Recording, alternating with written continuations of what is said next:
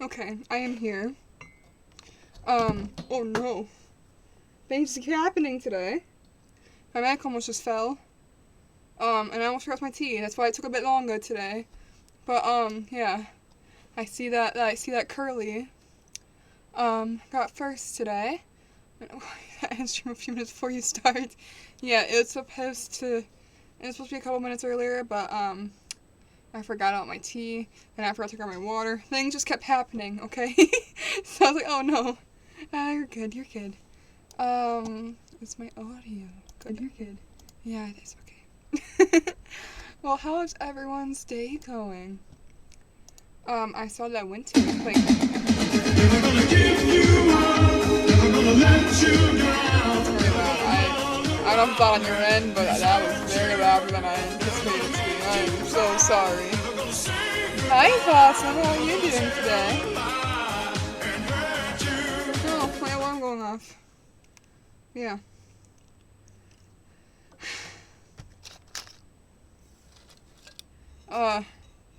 My, when I rush my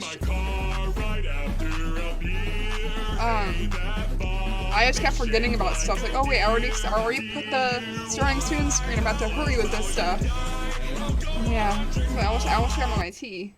My tea is very fresh though. But unfortunately, a tea bag did unfortunately break in it. So hopefully that's still good. I think I got most of it out. So it should be fine. Oh, hi, how are you doing today? You were from Stutterstruck's chat, I believe. How are you doing today? We are doing the reading streams he's been mentioning. I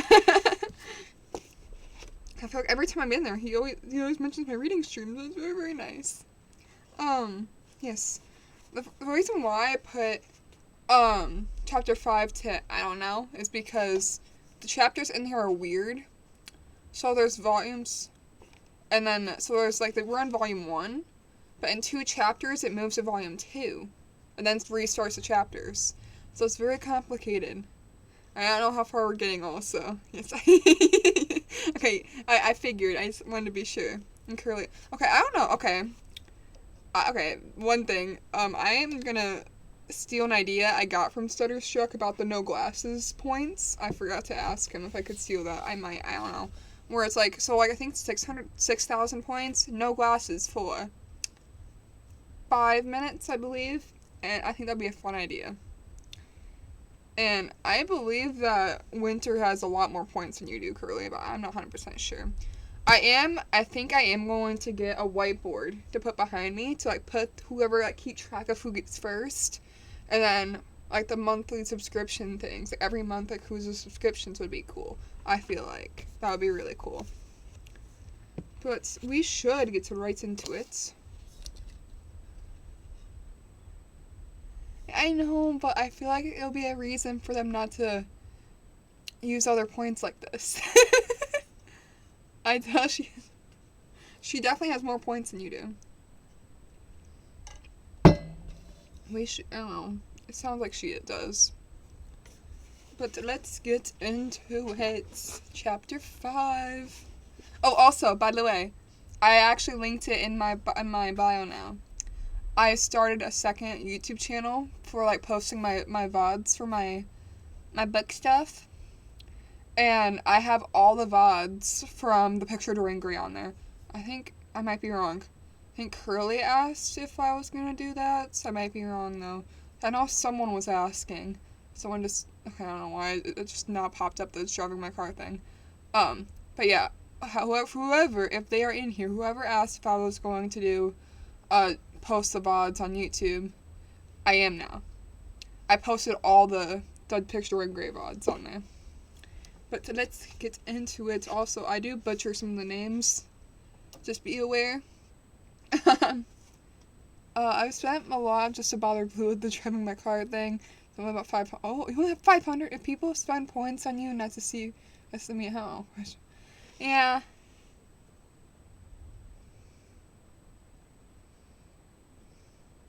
I don't know. I just saw it in Stutter's, like, thing, and I thought it was cool. So I don't know. I didn't really think about it. I can see without them. It's just, it gives me a headache after a couple minutes. Oh, I think I don't know. I didn't really think it through. Okay, let's actually get into it. I will read chat, not as often, but I will, like after every page or so, I will look over and make sure I didn't miss anything. Chapter 5. Also, Serval. I have no idea if that's definitely pronouncing it wrong, but... Serval then put the following letter in my hands. To Victor Frankenstein, my dear cousin, I can't describe to you the uneasiness we have all felt concerning your health. We cannot help imagine that your friend Serval conceals the extent of your disorder. For it is now several months since we have seen your handwriting, and all this time you have been obliged to dictate your letters to Henry. Surely, Victor, you must have been exceedingly ill, and this makes us all very wretched. As much so nearly as after the death of your dear mother. My uncle has almost persuaded you that you were indeed dangerously ill, could hardly be restrained from undertaking a journey to Olgstead. Serval always writes that you are getting better. I eagerly hope that you will confirm this intelligence as soon as your own handwriting. For indeed, Victor, we all are very miserable on this account. Relieve us from this fear, and we shall be the happiest creatures in the world. Your father's health is now so vigorous that he appears 10 years younger since last winter. Ernest also is so much improved that you would hardly know him. He is now nearly 16, has lost the sickly appearance which had some years ago. He has grown quite robust and active. Hi, Blue. Hi. Oh, I was repeating you. I almost called you Blue. Hi, Kaisen. Kaisen might have more than me. Yeah, Kaisen doesn't really spend his points. Also, you can see the Pamela in action. Will you give him a drink of water for Christ's sake? Live now. Oh, right when I said that.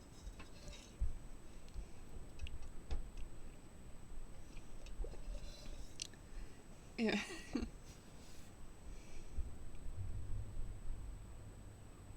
That's sure hot. My uncle and I have conversed a long time last night about what profession Ernest should follow. His constant illness when he was young has deprived him of the habits of application, and now he's enjoying good health. Yeah. And now that he enjoys good health, he is continually in open air, climbing up the hills or rowing down the lake. I therefore propose that he should be a farmer, which you know, cousin, as a favorite scheme of mine. A farmer is a very healthy, happy life, and the least hurtful, or rather the most beneficial profession of any. Oh, no, that's my place. My uncle has an idea of his being educated and an advocate, that through his interests he might become a judge, but besides that he is not at all fitted for such an occupation. It is certainly more creditable to cultivate the earth for the subsistence of man than it is to be be the confidant, and sometimes the accomplice of his vices, which is the profession of a lawyer. I said in the employments of a prosperous farmer, they are not more honorable. They are at least a happier species of occupation than that of a judge, whose misfortune always, I keep seeing the chat going up in the corner. We still meddle with the dark side of human nature. My uncle smiled and said, as I ought to be an advocate myself, which put all the end of the conversation of the subjects. What did I miss?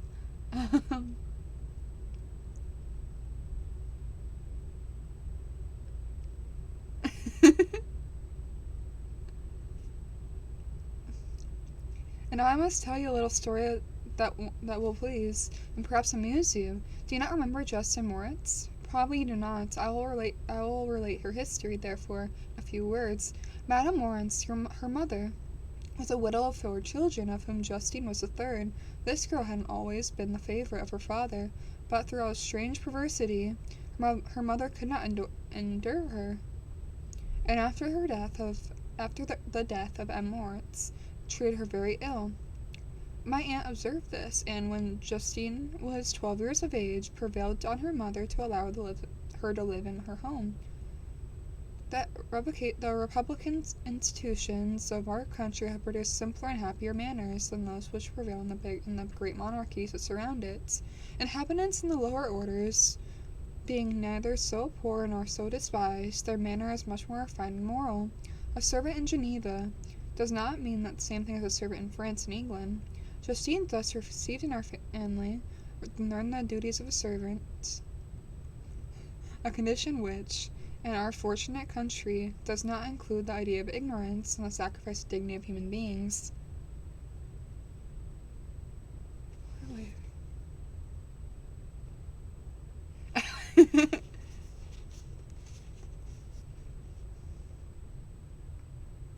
Why did you highlight that? Driving in my car right after a beer.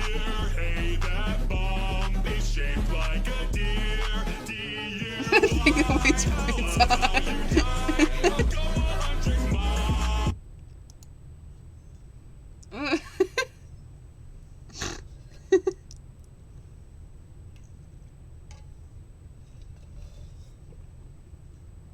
So I do water. I for some reason thought it was a water thing for some reason. So just okay. After what I have said, I dare say you will remember the heroine of our little tale, for Justine was a great favorite of yours, and I recollect you once remarked that if you were in an ill humor, one glance from Justine could dissipate it, for the same reason that Aristo gave concerning the beauty of Angelica. And why did I pronounce it like that? Angelica? I don't know why I'm blanking on that. I do have 108 followers. Yes, I do. I still need help back, stop setting up what I made. They're letting me use it on mine. Oh, I don't remember who's. I think I remember this. I know her name starts with Will a you Z. give him a drink of water, Curly. for Christ's sake? Let me check. Oh. That I almost choked on water. Who was it that I had the idea from? I think her name starts with a Z. Sue? Zian Sue? I believe is how you pronounce that. She has this thing where if you do emojis, it like pops up on the screen, and I think that's so cool. Yeah, I think that's really cool. I want to figure out how to do that. I might ask her. She might be in here later because Arthur is live right now. And every reading stream I have noticed, I'm not going to say he's going to, because I don't want to say that he's going to, but he usually does read into my streams, and ZN's normally in there. So if not, I may ask. I'm not sure. Okay. She looked so frank-hearted and happy, and conceived a great attachment to her, by which she was induced to give her an education superior to that which she had first attended. Her benefit was fully repaid. Justine was the most grateful little creature in the world. I do not mean that she made any professions. I never heard one pass her lips, but you could see in her eyes that she almost adored her protectress? Yeah, protectress, although her disposition was gay and in many respects inconsiderate. Yet she paid the greatest attention to every gesture of my aunt's. She thought her a model of all excellence, and endeavored to imitate her phraseology and manners, so that even now she often reminds me of her. Hi, Wizard, how are you doing today? Oh, did I already drink water? I think I did. I need water a lot more in this stream anyway, so just as you can tell, I have a horrible memory. You can probably tell.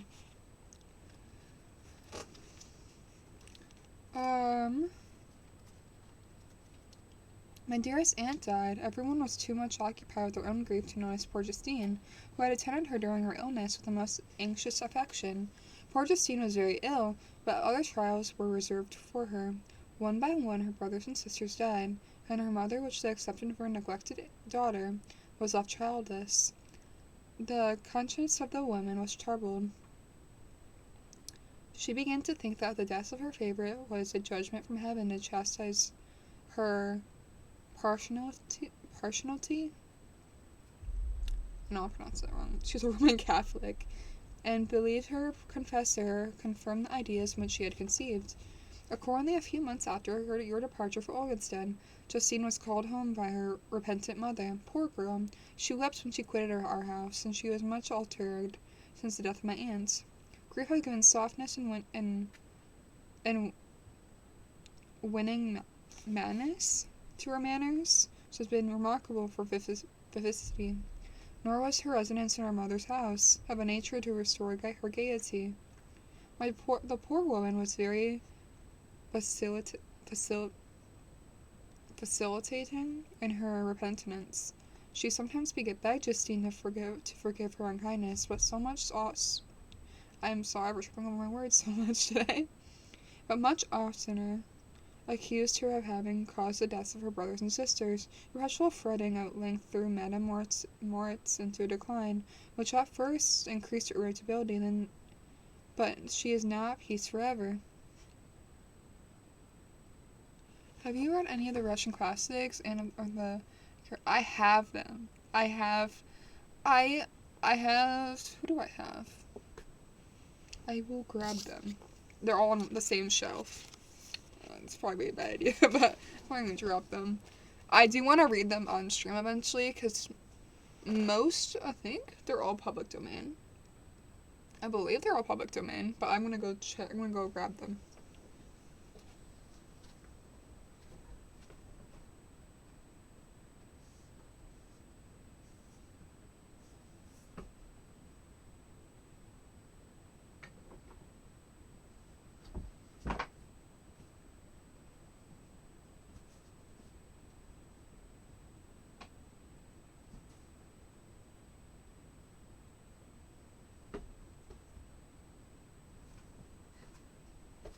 Okay.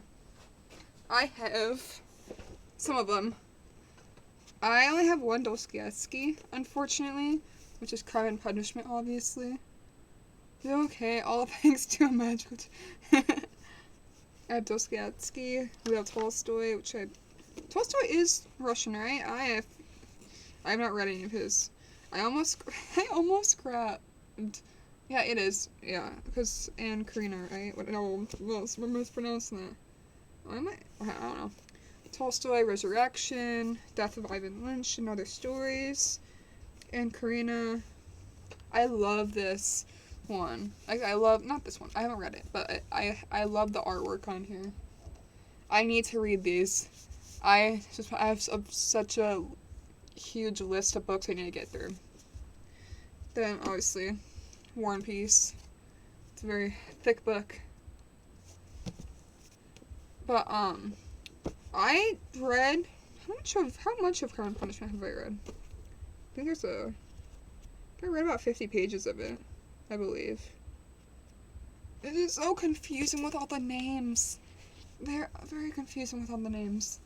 But I do want to eventually read these on stream. I believe they're all public domain. Okay, I don't want to put you on the floor. But I also don't want to go back to my... I have a whole pile of books on my desk now. I have like 10... Oh, I'm not gonna... Okay, unfortunately you're going on the floor. There's nothing there though, so you should be fine. For like 2 hours. I know, very, very pretty. I got them all in the box set. My one gripe with it, I don't like how they don't match. Even though they all come in the same box set though. Yeah. I also really want to read Carmilla on stream, because I know Carmilla is also a public domain book. I think it's about a third of the way. You have a goal points? How many points? What is your goal? What is your goal?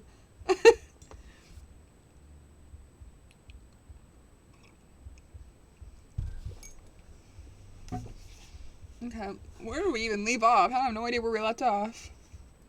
Okay, I remember, because we read the whole page. Okay. She died in the first approach of cold weather, and at the beginning of this last winter, Justine had returned to us, and I assure you, I love her tenderly. She's very clever and gentle and extremely pretty. As I mentioned before, her mind and her expressions continually remind me of my dear aunt. I must say also, I'm reading too quickly. I must say also a few words to you, my dear cousin, of little darling William. I wish you could see him. He is very tall in his age, with sweet, laughing blue eyes. Laughing blue eyes? What does that mean? Adventure book series. Classic sci-fi. Most women in Russia. These crimes are not bad. Ooh. Okay, I might read that. My goal is to have as many points, but not enough. Okay, that's not even a... How are you... Okay. How are you a third of the way to your goal points when you don't even have a goal to aim for? Okay.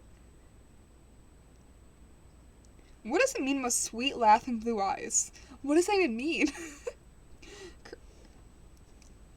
He's very tall at his age with sweet, laughing blue eyes. Dark eyelashes and curling hair. When he smiles, two little dimples appear on each cheek, which are very rosy with health. He already has one or two little wives. But Louisa Birchon is his favorite. It's a pretty little girl of 5 years of age. You a member of a book club? I must ask. So I have a Goodreads.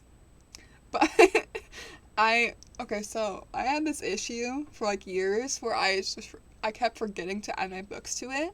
So that's one of my New Year's resolution is to add books to like actually keep track of the books I read. So I may have got one I may have restarted it for this, like for my stream. So like I swapped the name of it and everything, and then I'm keeping track of all the books I read in the year in general. But I don't know. I just wanted a fresh start for my reading stuff this year because I've already read more books than I have. Well, I want to say I read more books than I had last year. That sounds bad. I read like 5 or 6 books last year. But, it's really bad. I think I've read like 4 this year already. His crimes against just being a critic. Hi, how are you doing? I like your name. It's really, I don't know, it's like nice vibes. It's nice vibes. Okay. Oh! I was talking about you earlier. I was so I was saying I want to figure out how to have like the emojis pop up on my screen like how yours do. Physical media are great. I prefer them over book apps, but ebooks do have their convenience. Yes. How's the stream going? Not productive. We're trying to read Frankenstein. But I keep getting distracted, but in a good way though. But yeah, because there's things that pop up in the books. I'm like, what does the laughing blue eyes mean? I'm like, okay, I don't know what that means. Yeah. Okay, we're gonna try to do this. So usually when I'm reading like every page, I look up to see if I missed any chats. Yes. I use different reading apps. Another streamer, Bookworm Friend. Ooh, okay. What reading app do you use? Oh, that reminds me. Before we actually get back into the book, so I believe. Okay, I'm gonna Google this before I say this, just to be sure that I can actually do this on Twitch. Wait.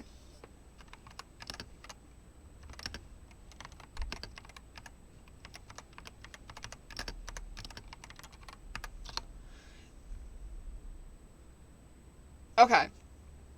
Okay. Alright, okay, I don't think I can do that then. I was gonna say, it would be cool if we read... Okay, so, you know how some people read fan fictions on stream? I was thinking, what if we read all the young dudes on stream, and I have, like... So I see, like, some people... I'll get to the chats in a second, sorry. I'm sorry, I just wanna... Before I forget what I was gonna say. So, I was gonna have... You know how most people have, like the actual text on the screen, and then have their little webcam, like how I do in the gaming streams and stuff? So, we could have all the young dudes, and because I love it's the only fan fiction I actually love. I'm not a big fan fiction reader, but I love it. Okay, wait, okay. So, okay, Frankenstein. The classic. This one is the 1818 text. I can read the back of it, but I'm pretty sure I just heard about it, I don't actually read. Okay, so, we are only like 5 chapters into it, and we yeah, I feel like most of my sorry for I was supposed to talk about the book. I just want to say this. I feel like most of the people in my streams are guys, so this is very nice. um, um, so Frankenstein. There's actually a movie that just came out of Frankenstein's wife, which they don't want to call her that in the movie. I've actually watched it. I just watched the trailer though. Basically, Victor Frankenstein's creates this monster who's all made of all beautiful pieces. Basically, he's like he meant to choose all the most beautiful pieces, and then we're gonna be reading it, so I don't want to say too much. But basically, what he did so far is he went off to Ogenstead, I believe is what it's called, and he was just like college sort of, and then he created the monster there. When he and he collected a bunch of pieces from other people. Yes, Frankenstein is a pretty popular book. And then he created the monster, and it was ugly, but in a weird way. It was made of such beautiful pieces that it didn't fit right together. They were it didn't look right. It was uncanny, too uncanny for him. And he locked it in a room, ran outside, then he fell asleep outside. When he came back, it was gone. That's basically where we are right now. And right now, his family, his cousin, who's also going to be his wife, in this edition. In the later edition, she's not. But in the original 1818 text edition, she is. But yeah, that's where we are right now. His cousin is writing to him right now, trying to convince her, hey, you should write to us. We were worried about you and everything. I just realized you're reading Frankenstein. It makes sense. I already read this part. I don't know why I'm reading it again. Yes. I also just started making a book YouTube, and it's I post my VODs on there. So I have The Picture of Dorian Gray, which is our last book, which I just finished off last week, something like that. Frankenstein. We can basically read anything that's public domain on here. Yes, so any public domain books, which you can find at the Gutenberg Project. They have all the public domain books on there. If you have any recommendations, I would gladly take the recommendations. I do really want to read Crime and Punishment though. But I don't think I can do that yet. I'm trying to work my way up to it. Okay. Get back into it. Little rants for 5 minutes? I don't know, something like that. We're 32 minutes in. We have only a couple pages. Well, being straightforward, why don't you have any digital work on your channel? What do you mean digital work? Sorry. Where can I watch the movie? Why are you asking me this? I don't know. I think it's still in theaters. But there is, it's called The Bride, I believe. It's the new movie that just came out. But there's a ton of Frankenstein books. Let's see. I believe it's still in theaters, or it just came out, or it hasn't came out yet.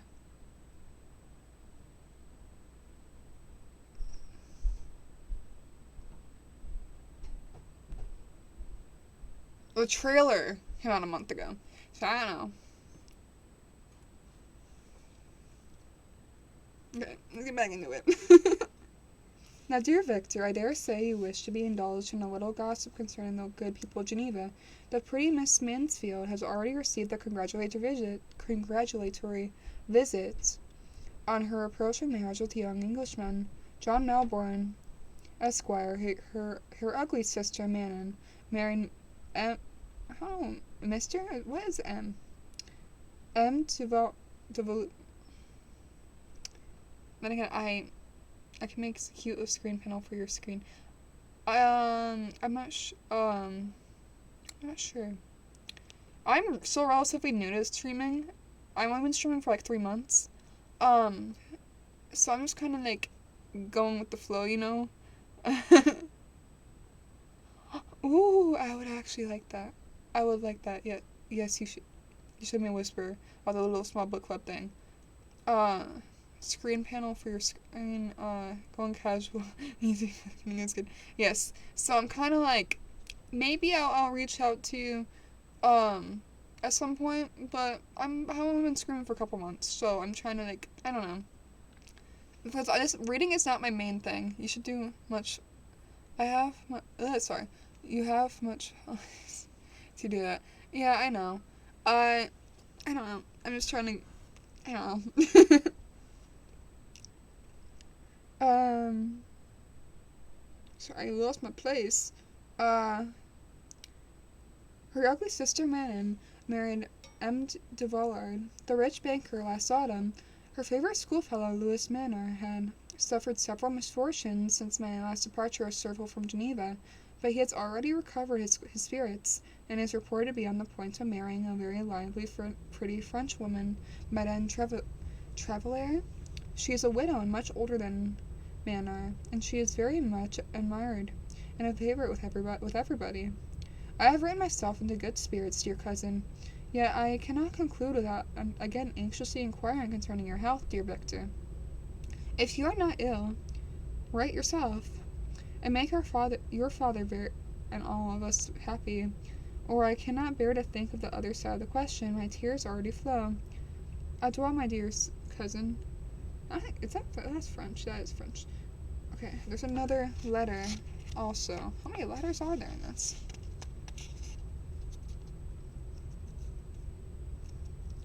Well, it's just that reading isn't actually my main thing. It's I mainly do like Minecraft and Sims and gaming stuff, so like I'm still trying to figure out a nice mix of it all. My dear Elizabeth, I exclaimed when I had read her.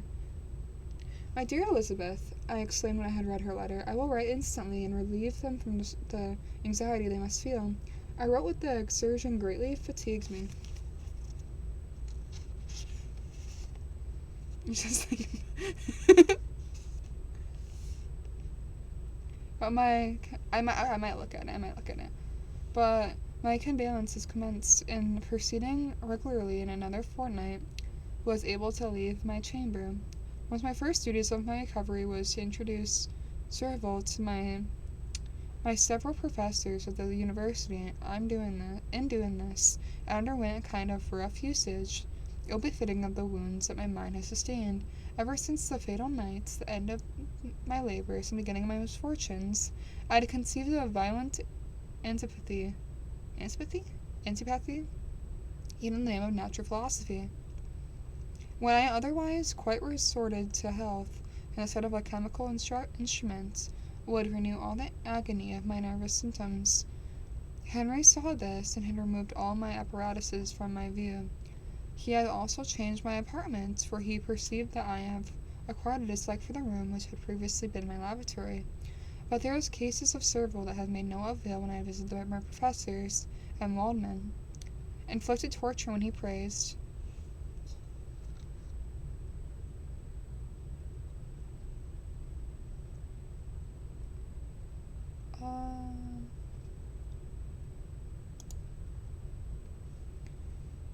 Actually, wait. Were you the one that texted me on TikTok? I might just text you back there. I believe you are. Unless something about someone else that messaged me today. No, I think that might be someone else. Never mind. Because I usually message people through TikTok, not Instagram or anything else. So, normally... So just, yeah. My TikTok is linked in my bio.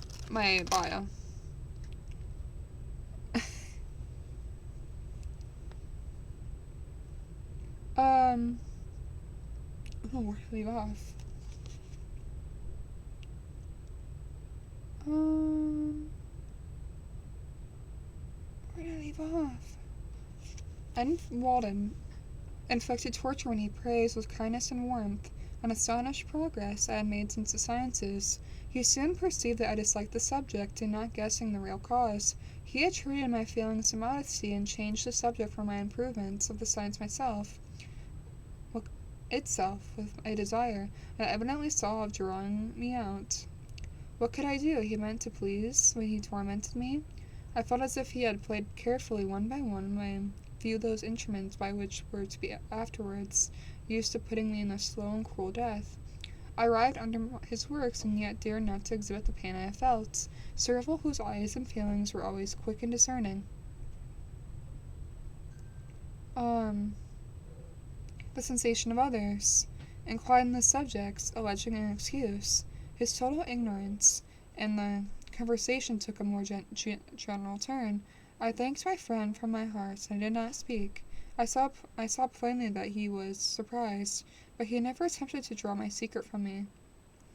And although I loved him with a mixture of affection and reverence, I knew no bounds, yet I could never persuade myself to confide in me that event which was so often present in my recollections, but which I feared the detail of another would only impress more deeply.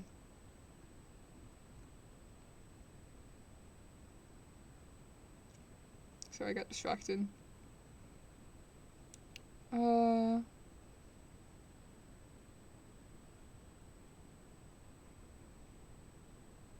I don't know why I forgot that I left off at the end of the paragraph. Mr. Crump was not equally docile. In my conditions at the time of almost an insupportable sensitiveness, his harsh, blunt encomiums gave me even more pain than the benevolent apprehension. Will you give him a drink of water, for Christ's sake?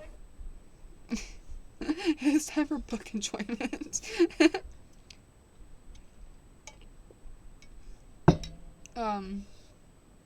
It's okay. It's okay. I have to actually, 1 second. I'm gonna message you real quick. Because I have an idea about something. Not an idea, that's not the right word. That's not the right word.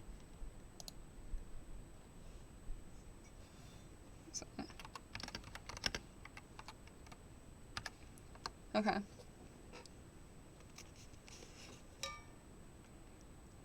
Encomiums gave me more pain than the benevolent apprehension of M. Waldman. The fellow, he cried. Why must I keep saying Mr. when it's just M. So M. Serval, I assure you that he has outstripped us all. I steer if you please, but it is nevertheless true. A youngster who, but a few years ago, believed Cornelius Agrippa as firmly the grasp as the gospel, has now set himself on the head of the university, and if he was not soon pulled down, we shall be all but a countenance. Continued he, observing my face expression of sufficing. M. Frankenstein is modest, an excellent inquiry of a young man. Young men should be different from themselves. You know, Mr. Serval, I was myself when young, but that wears out. His very short time. M. Crump. What read this book? I have read other things in relation to this book. It's not the book itself yet, so I'll show you. I actually have on my desk because someone asked about this my last stream, I believe. Ugh. Monster Shoe. Okay, so I love classic books so much. But, let's try something real quick. Yeah. Okay.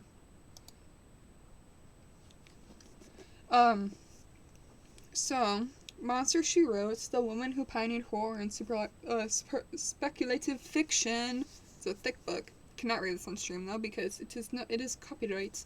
But yeah, it's really cool. I also have Romantic Outlaws, which delves into Mary Wollstonecraft, which is Mary Shelley's mom. Has some very odd details surrounding her mom, which I don't think we can talk about that on Twitch, but yeah. I don't know, I wanna be one of those people. I have Tiny Bookshop on my Steam wishlist, actually. That'll be a fun game, I feel like. But yeah, it's really cool. And so kind of like also it's because I also got drawn to the book because she's like the person who like kind of like the horror stuff, like she like kind of made the horror genre what it is. Oh, please don't knock over my webcam, please. I have like a huge cord and it like almost knocked it over. Excellent game. One of what people? I'm not sure. There's a delay, so I'm not really sure what you're talking about.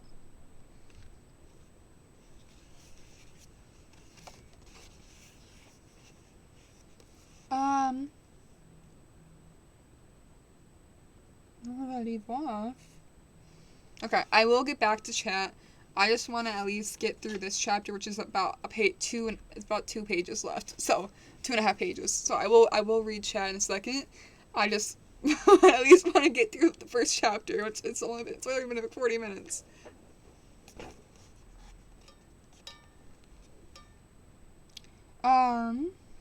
M. Krampus now commenced with a eulogy on himself, which happily turned the conversation from the subject that was so annoying to me. Serval was no natural philosopher. His imagination was too vivid for a minute. I don't know why minute is spelled like that. So it's like minutes, but after the I. No, wait, what? That's not minutes. So it's minutes, but then it's MINUTI, then a weird AE symbol like smushed together. Of science, languages were his principal study, and that he sought, by acquiring their elements, to open a field of self-insertion. Of his return to Geneva, Persian, Arabic, and Hebrew gained his attention. After he had made himself perfectly master of Greek and Latin, for my own part, idleness that had been so irksome to me, now that I wished to fly from reflection, and hated my former studies, I felt great, too, relief of being the fellow pupil of my friend, and I found not only instruction but consolation in the works of the Orientalists. Their melancholy is soothing, and their joys of elevating to a degree I never experienced in studying the authors of any other country. When you read their writings, life appears to consist in a warm sweating garden of roses, and the smiles and frowns of fair enemy, and the fire that consumes your own hearts. How different from a manly and heroic poetry of Greek and Rome. Oh, okay, I'll explain that in a second. Summer passed away in the occupations, and my return to Geneva was fixed on the latter end of autumn, but being delayed by several accidents, winter and snow arrives. But roads were deemed impassable, and my journey had why is that word in that? Okay. My journey was delayed until the ensuing spring. I felt this delay bitterly, for I longed to see my native town, my beloved friends. On my return had only been delayed so long that unwillingness to leave. Serval in a strange place before he had become acquainted with any of its inhabitants. The winter, however, was spent cheerfully, and although the spring was uncommonly late, when it came its beautiful compensation of its dilatories. The month of May had already commenced, and I expected the letter daily which had fixed the date of my departure, when Henry proposed a pedestrian tour in the environs of Ingolstadt, and I start a bid, a personal farewell to the country I had so long inhabited. I acceded with pleasure in this proposition. I was fond of exercise, and Serval had always been my favourite companion in the ramble of this nature that I had taken among the scenes of my native country. We passed a fortnight from these perambulances. My health and spirits had long been restored, and I had gained additional strength with the salubrious air I breathed. The natural instance of our progress and conversations of my friends study had been secluded me from the intercourse of my fellow creatures, and rendered me unsocial. But Serval called forth the better feelings of my heart. He again taught me the love of expired nature, and the cheerful faces of children. Excellent friends, how sincerely did you love me, and endure to elevate my mind, until I was on a level with your own. A selfish pursuit had cramped and narrowed me, until the gentleness and affection warmed the opening my senses, became the same happy creature who, a few years ago, loving and beloved by all, had no sorrow or care. when happy inanimate nature had the power of the verdant fields filled with ecstasy. The present season was indeed divine, and the flowers of spring bloomed in the hedges, while those of summer were already in bud. I was undisturbed by thoughts in which the preceding year had pressed upon me, notwithstanding my endeavours to throw me off that invincible burden. Henry rejoiced in my gaiety, sincerely sympathized in my feelings, and exerted himself to amuse me, which he expressed the sensation that filled his soul. The resource of his mind on the occasion were truly astonishing, and his conversations was full of imagination and very often an imitation of the Persian. I don't know why I said Persian and Arabic writers. He invented tales of wondrous fancy and passion of other times, and repeated my favorite poems, or drew me out into arguments when he supported with great ingenuity. He returned to our college on a Sunday afternoon, and the peasants were dancing, and every one we met appeared gay and happy. His own spirits were high, and I bounded along with feelings of unabridged joy and hilarity. Okay, so when I said one of those people, I meant, like, I want to be one of those people who is very educated with the classic books, is what I was meant to say, and then I got distracted. So I love, my favorite book is The Picture of Dorian Gray, and that's why I started reading on stream. My first stream that I was like, so I did read the Poppy War on stream before I realized that, oh, you can only read public domain books. I didn't get any copyright violations with that somehow. Well, also because Twitch it doesn't have a specific thing to, like, catch book copyright, you know? But still, copyright is copyright, so I didn't want to do that, because there is rules on Twitch against that.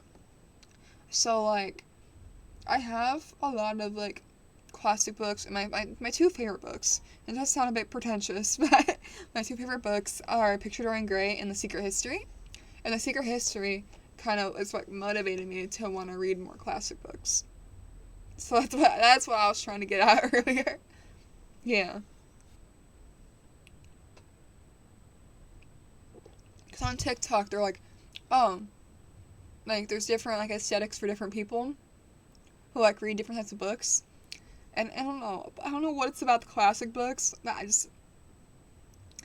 I don't know. I like classic books, okay? Yeah, that's what I was trying to explain earlier, but I somehow got distracted. Yeah.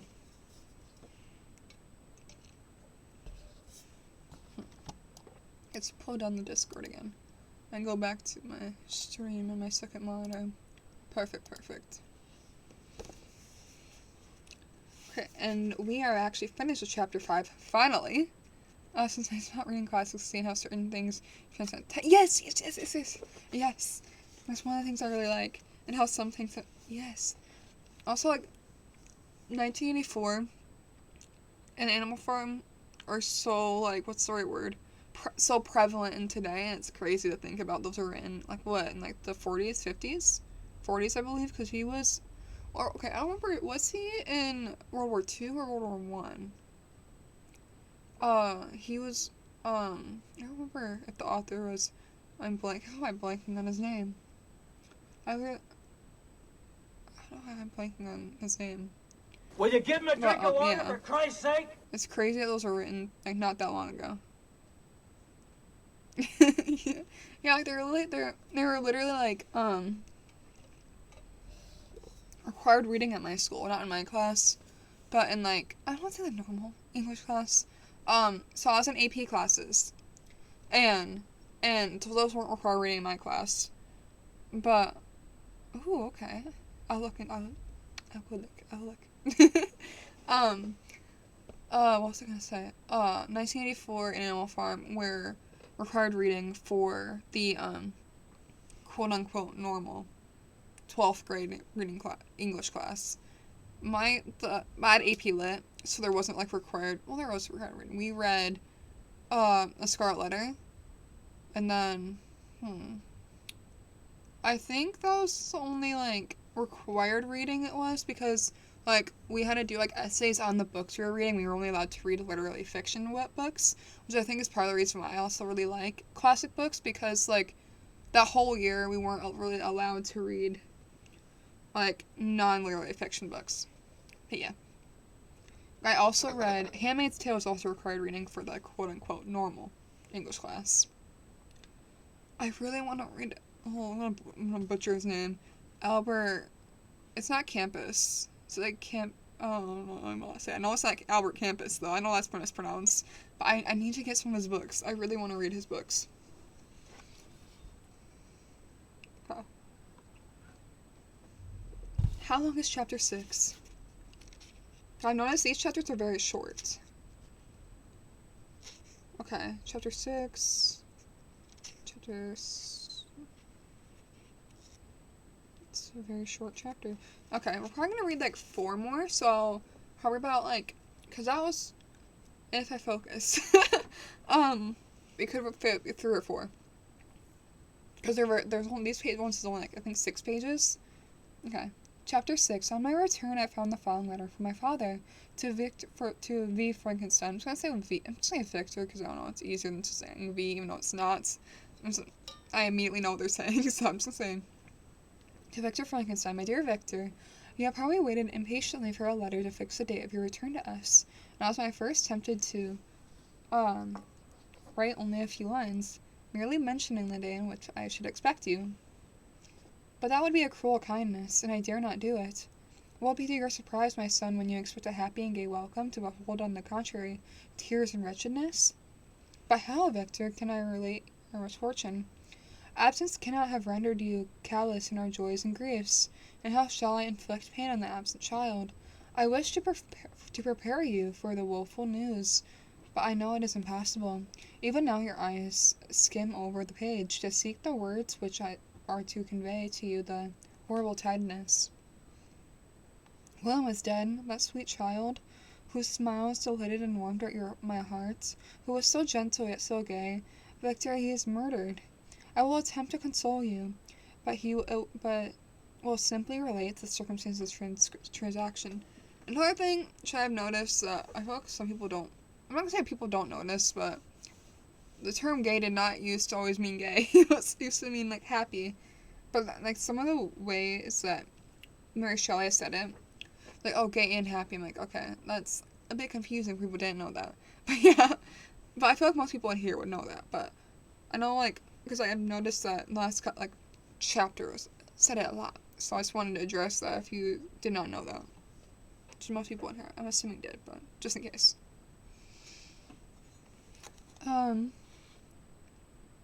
Last Thursday, May 7th, I, my niece, and your 2 brothers went to a walk in Planapis? It's Plain Pal Ace. Plain Palace? Plain Palace? The evening was warm and serene, and we prolonged our walks farther than usual. It was already dusk before we thought of returning, and then we discovered that William and Ernest, who had been gone on before, were not to be found. We had accordingly rested on a seat until they should return. Presently Ernest came, and inquired if we had seen his brother. He said that he had been playing together, that William had run away to hide himself, and that he vainly sought for him. Afterwards, waited for a long time, but he did not return. This account rather alarmed us. We continued to search for him until night fell, when Elizabeth conjured that he might have returned to the house, but he was not there. We returned again with torches, for I could not rest, when I thought that sweet boy had lost himself and was exposed to all the damps and dews of night. Elizabeth also suffered extreme anguish. About 5 in the morning, I discovered my lovely boy, whom the night before had seen blooming and active in house, stretched on the grass, livid and motionless.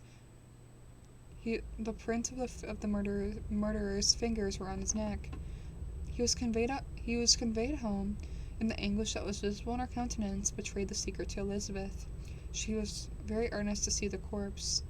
At first I attempted to prevent her, but she persisted, and I entered the room which it lay, hastily examined the neck of the victim, and clasped her hands, exclaimed, "Oh God, I have murdered my darling infant."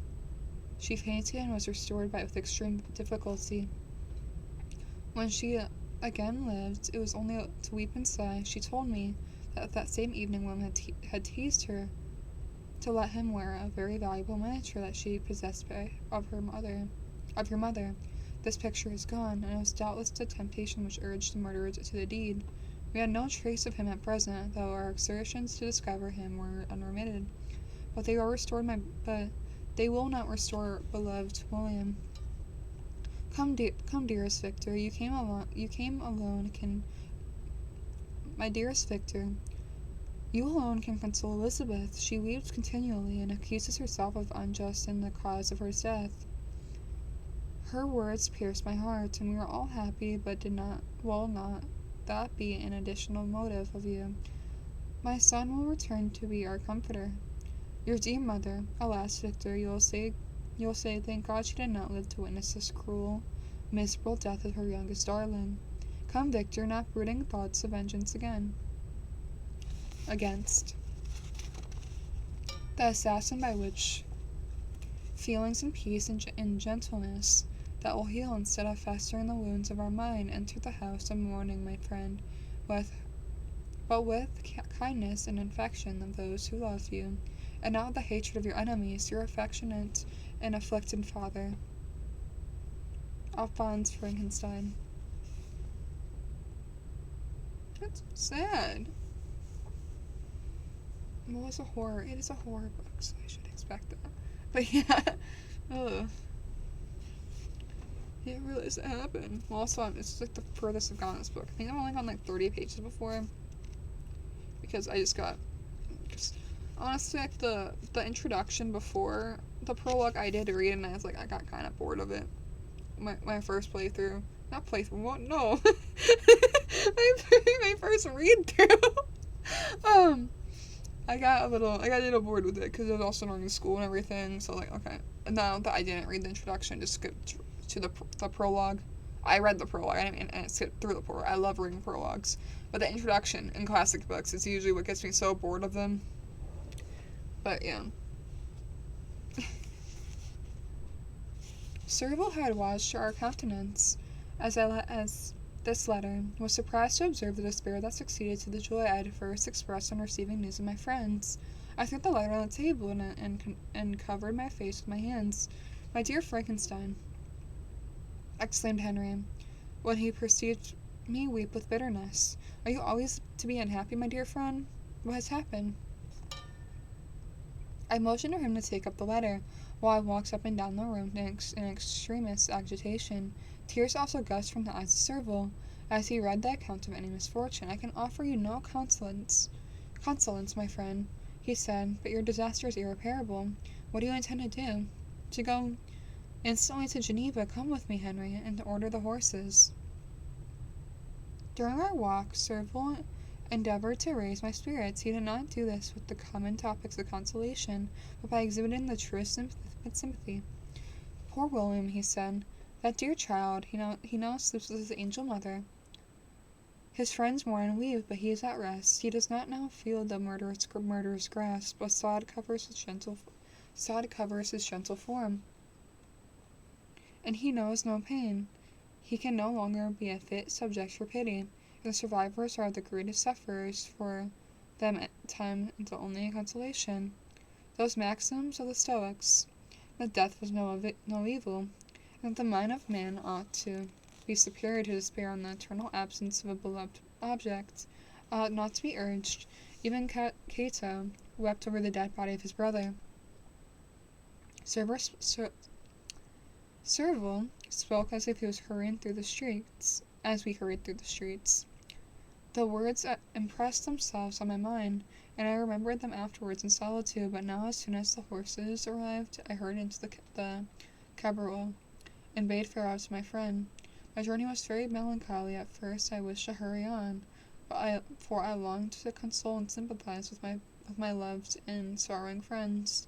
But when I drew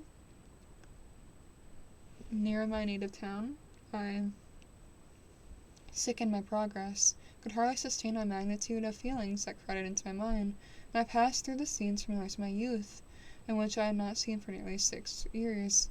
How altered everything might have been during this time.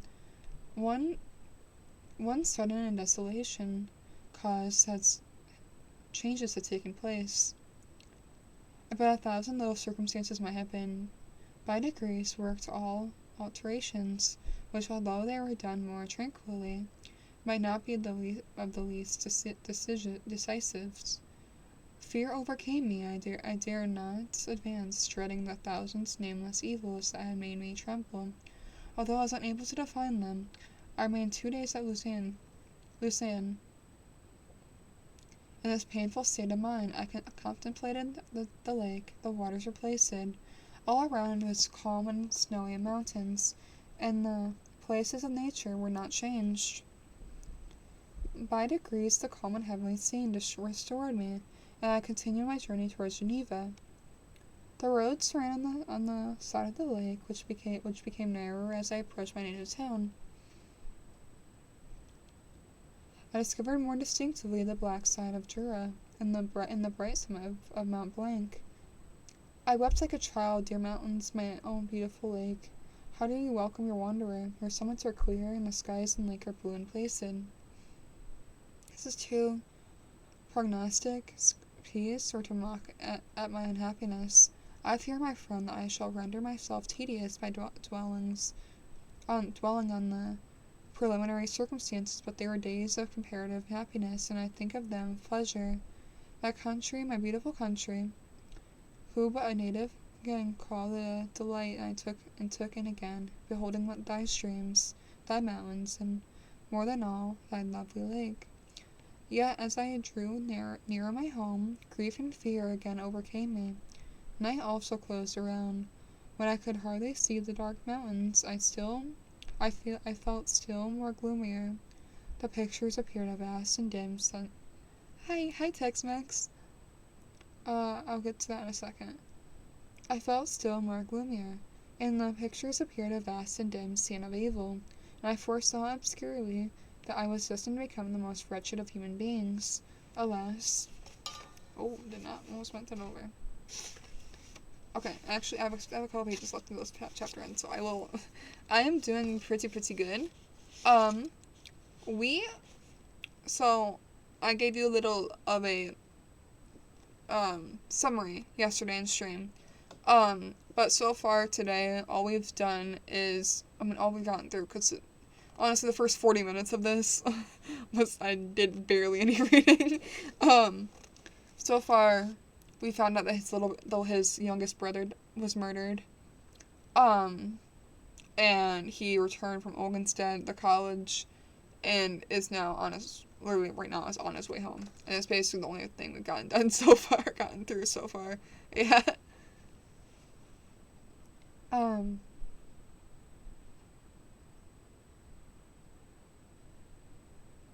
Where did I leave off? Night also closed around, and went. No, I already read that part.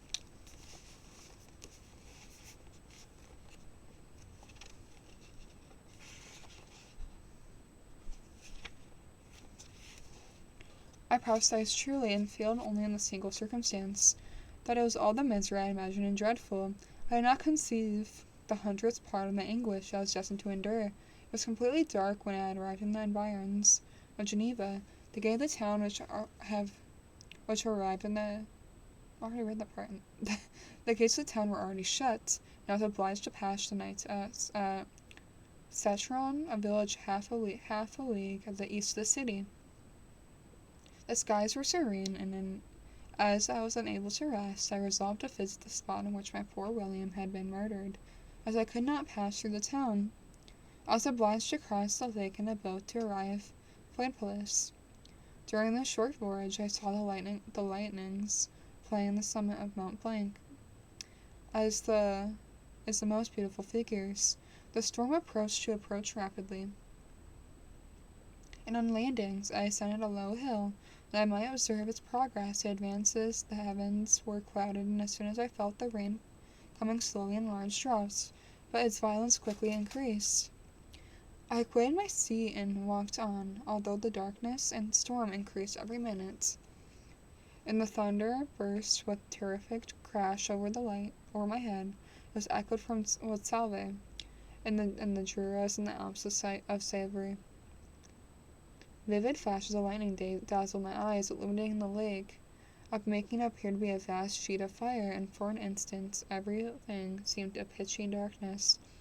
until the eyes recovered itself from the preceding flash. The storm of its often the case of Switzerland appeared at once in various parts of the heavens. The most violent storm hung exactly north of the town, over that part of the lake which lies between promontory of Belgrave and the village of Kopat. Another storm enlightened Jura with a faint flash, and another darkness, and sometimes disclosed the mole, a peaked mountain in the east of the lake. While I watched the storm, so beautiful yet so terrific, I wandered on with a hasty step. This noble war in the sky elevated my spirits.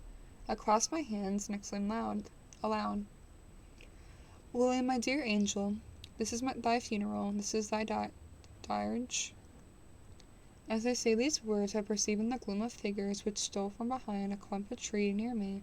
I stood fixed, gazing intently, and I could not be mistaken. A flash of lightning illuminated the object, and discovered its shape plainly to me, its gigantic stature, and the deformity in its aspect more hideous than had belonged to humanity. Instantly informed me that it was the wretch, the filthy demon, of whom I had given life. What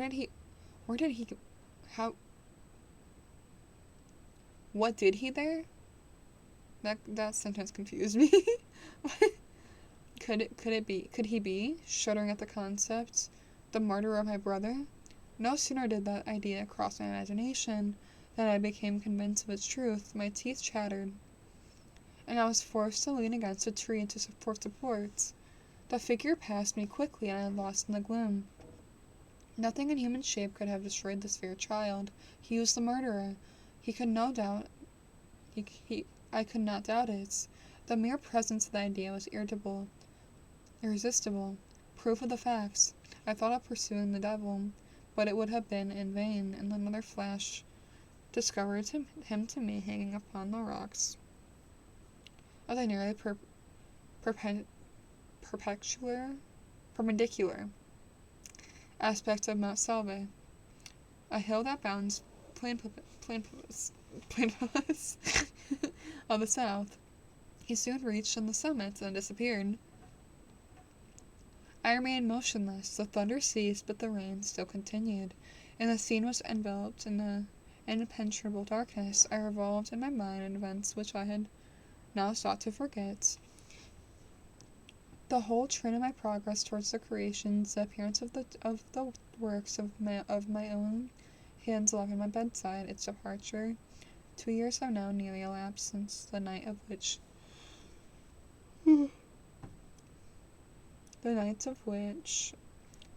he first received life. And was his first crime? Was this his first crime? Alas, I had turned loose in the world a depraved wretch, whose delight was in carnage and misery. Had he not murdered my brother? No one can conceive the anguish I suffered during the remainder of the night, which I spent, cold and wet, in the open air. Oh, I am sorry about that. In the open air. I did not feel the inconvenience of the weather, My imagination was busy with scenes of evil and despair. I considered that being whom I was kind amongst words. Kind amongst words. Sorry, I keep losing my place. Cast amongst mankind. Where did I get words from? And endowed with the will and power of effect's purpose of horror, such as the deed of which he had now done, merely in the light of my own vampire, my own spirit, let loose on the grave, and forced to destroy all that was dear to me. I'm doing pretty good. I'm actually getting some reading done. Sorry. Because for the first 40 minutes, every, other sentence, we end up talking about something random. So we're actually getting some reading done now. So I'm not saying I do love when I get to talk to chat. But, yeah. It's a nice change of pace every once in a while, just being able to, read for a couple pages before getting bombarded with messages again. I do love it though. I am thinking of doing like a just chatting-esque stream. So it's like reading stream. It's still in the reading category. We're talking about books though. Cause I could talk about books for so long. But like it's more like it's like more like a just chatting stream though. We're just talking about books. And, like everything like has to do in the genre of books, I guess is the right way to put it. How's reading going? We are actually getting a little bit into the book, opposed to like 30 minutes ago, where for the first 40 minutes of the stream, I could barely get into like a couple sentences in the book without wanting to say something about that the chat said. Yeah. How's your day going? Are you still playing Hollow Knight? I saw you in Winter's chat earlier saying that you're playing Hollow Knight. Are you still playing Hollow Knight?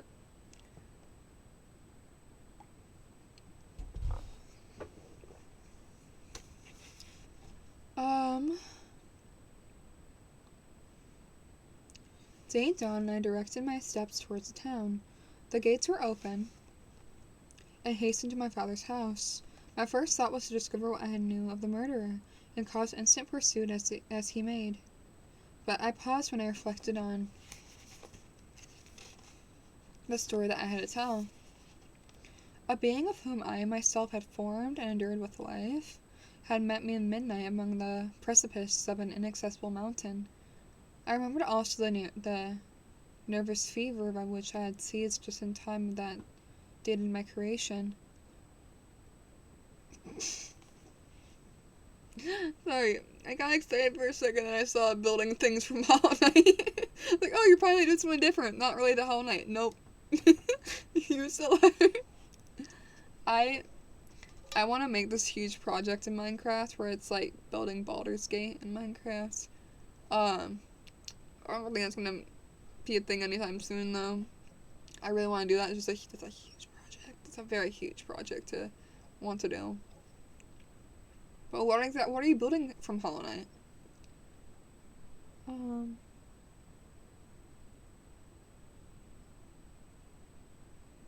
Where I leave off. In which I would give an air of delirium to a tale of otherwise so utterly improbable. Yeah, exactly. That's why I was like, oh, I don't know about that. I want to do it though, still. That'll be this huge undertaking to do.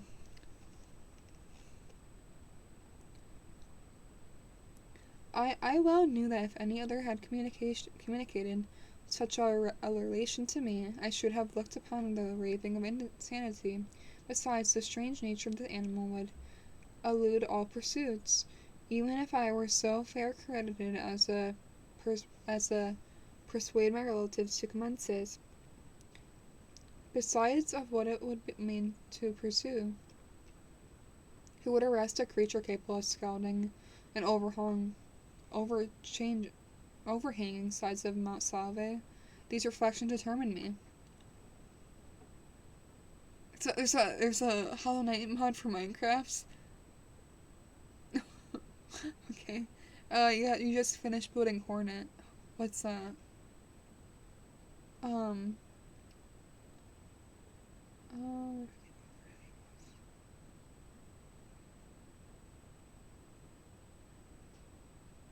These reflections determined me, and I resolved to remain silent. It was about 5 in the morning when I entered my father's house, so the servants not disturbed the family, and went into the library to attend their usual hour of rising.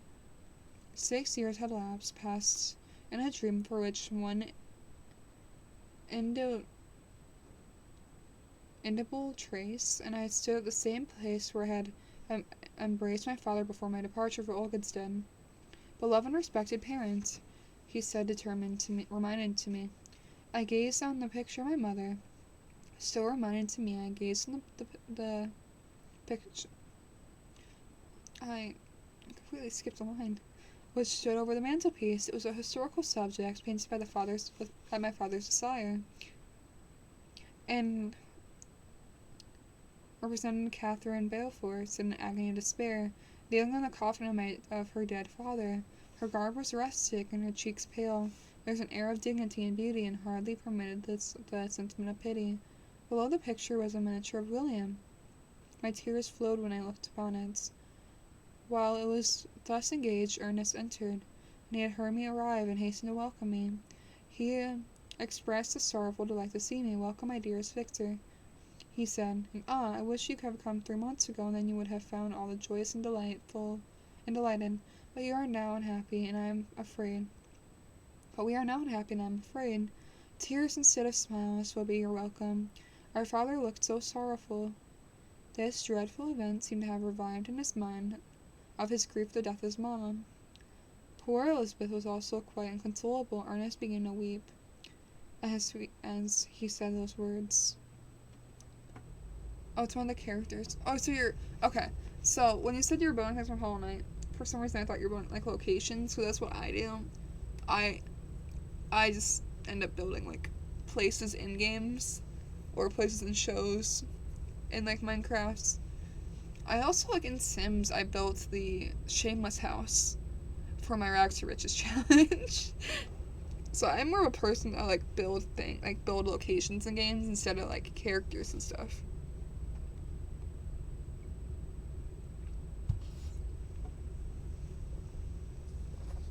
Yeah.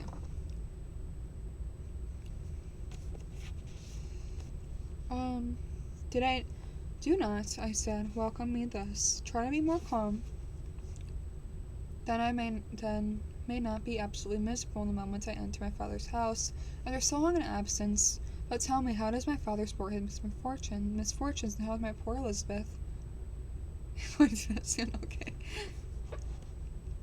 She indeed requires consolation. She accused herself of having caused the death of my brother, and that made her very wretched. But since the murder has been discovered, Good God, how can that be? Who attempts to pursue him? It's impossible. One might as try to overtake the winds or confine a mountain stream with a straw. I do not know what you mean. But we're all very unhappy when she was discovered. No one would believe it was at first. No, not even Elizabeth would be convinced. Notwithstanding all the evidence, indeed. Who would have credited that Justine Moritz would be so amiable and fond of the family? Could all be once be extremely wicked. Justine Moritz? Poor girl. Is she accused? But it's so wrongfully. Everyone knows that. No one believes it. Surely, Ernest? No one did at first, but several circumstances came out that have almost forced convictions upon us, and her own behavior was so confused. As to add the evidence of facts to weigh that, I fear leaves no hope for doubt. But she will be tried today, and you will hear of all that. He related that, the morning on which the murder of poor William had been discovered, Justine had been taken ill, and confined to her bed, and after several days, one of the servants examined to examine the apparel she had worn the night of the murder, and discovered that her pocket was a picture of my mother, which had been judged by the temptation of the murderer. The servants instantly shewn it to the others, who, without saying a word to any of the family, went to a magistrate, and upon their disposition, Justine was reprehended. Being charged with the facts, the poor girl confirmed their suspicion of a great measure of her extreme confusion in the matter. It was a strange tale, but it should not shake my faith, and I... It is. Okay, it's upside down.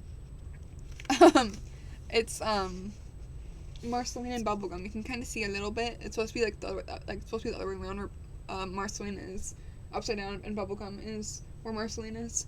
But yes, that is. I have also worn a Adventure Time sweatshirt multiple times in my streams. Also, I think I wore a couple days ago. I'm not really sure. I do love Adventure Time though. I really do. I want to get the U2's little the BMO U2's figurine that I put on my desk. That'll be really cute. I feel like. Why do I feel like? I know it'll be really cute. I love their collections, but it takes forever.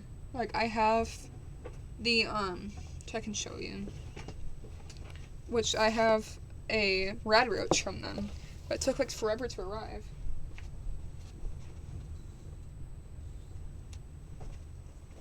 Look! This took, like, 6 months to arrive because it was a pre-order, but, it still took a month to ship afterwards. I love U2s, though. I'm just gonna throw you because I don't feel like going over there again. Okay. Yes. I love Adventure Time. I also collect tarot cards, and I have Adventure Time tarot cards also. Yes, I love Adventure Time.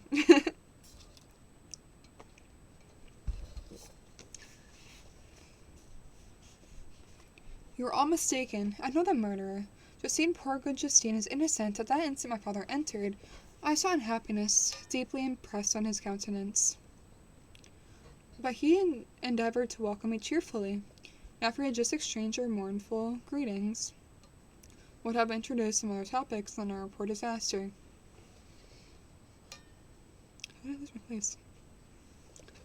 Had not Ernest exclaimed, "Good God, Papa, Victor says he knows who is the murderer of poor William." "We do also, unfortunately," replied my father. For indeed I had rather been forever ignorant than have discovered so much depravity and ingratitude in one I valued so highly. My dear father, you are mistaken. Justine is innocent. If she is, God forbid that she should suffer as guilty. She is to be tried today, and I sincerely hope, that she will be acquitted. This speech calmed me, and I was firmly conceived in my own mind that Justine, and indeed every human being, was guiltless of the murderer. I had no fear, therefore, any circumstantial evidence could be brought forward strongly enough to convict her. In its assurance, I calmed myself, expecting the trial with eagerness, and without prognosticating an evil results. We were soon rejoined by Elizabeth. Time had been the greatest alteration of her form since I last beheld her. 6 years before, she had been a pretty, good-humored girl, whom everyone loved and caressed. She is now a woman in stature and expression of countenance, which was uncommonly lovely, as an open and capacious forehead gave indication of a good understanding, joined of frankness and disposition. Her eyes were hazel, an expression of mildness, now what throughout recent afflictions ailed to sadness. Her hair was a rich dark auburn, and her complexion fair, and her figure slight and graceful. She had welcomed me with the greatest affection. "Your arrival, my dear cousin," she said, "fills me with hope. You perhaps will find some meaning to justify the poor guiltless Justine. Alas, who is safe, if she be convicted of a crime? I rely on her innocence as certainly as I do upon my own. One misfortune is doubly hard on us. We have not only lost that lovely darling boy, but this poor girl, whom I love sincerely, is to be torn away by a worse fate if she is condemned. I shall never know joy more, but she will not. I am sure that she will not, and then I shall be happy again. Even after the sad death of my little William, she is innocent, my Elizabeth," said I, and that shall be proved. Fear nothing. Let your spirits be cheered as the assurance of her acquittal. How kind are you! Everyone else believed in her guilt, and that made me wretched, for I knew that was impossible, and to see everyone else so prejudiced in a deathly manner rendered me hopeless and despairing. She wept. "Sweet niece," said my father, "dry your tears. If she is, as you believe, innocent, rely on the justice of our judge, and this activity from which I shall prevent the slightest shadow of partiality. I get so confused when a word is split between two lines. Partiality. I know what the word is. I just know I'm mispronouncing. Chapter 7.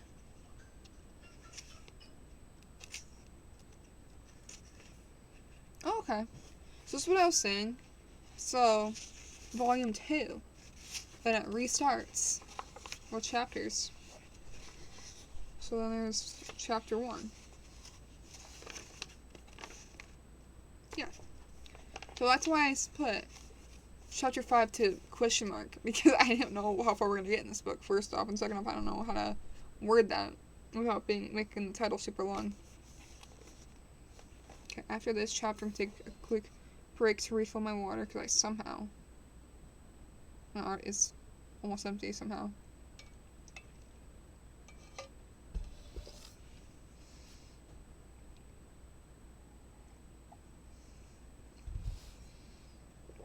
Chapter 7.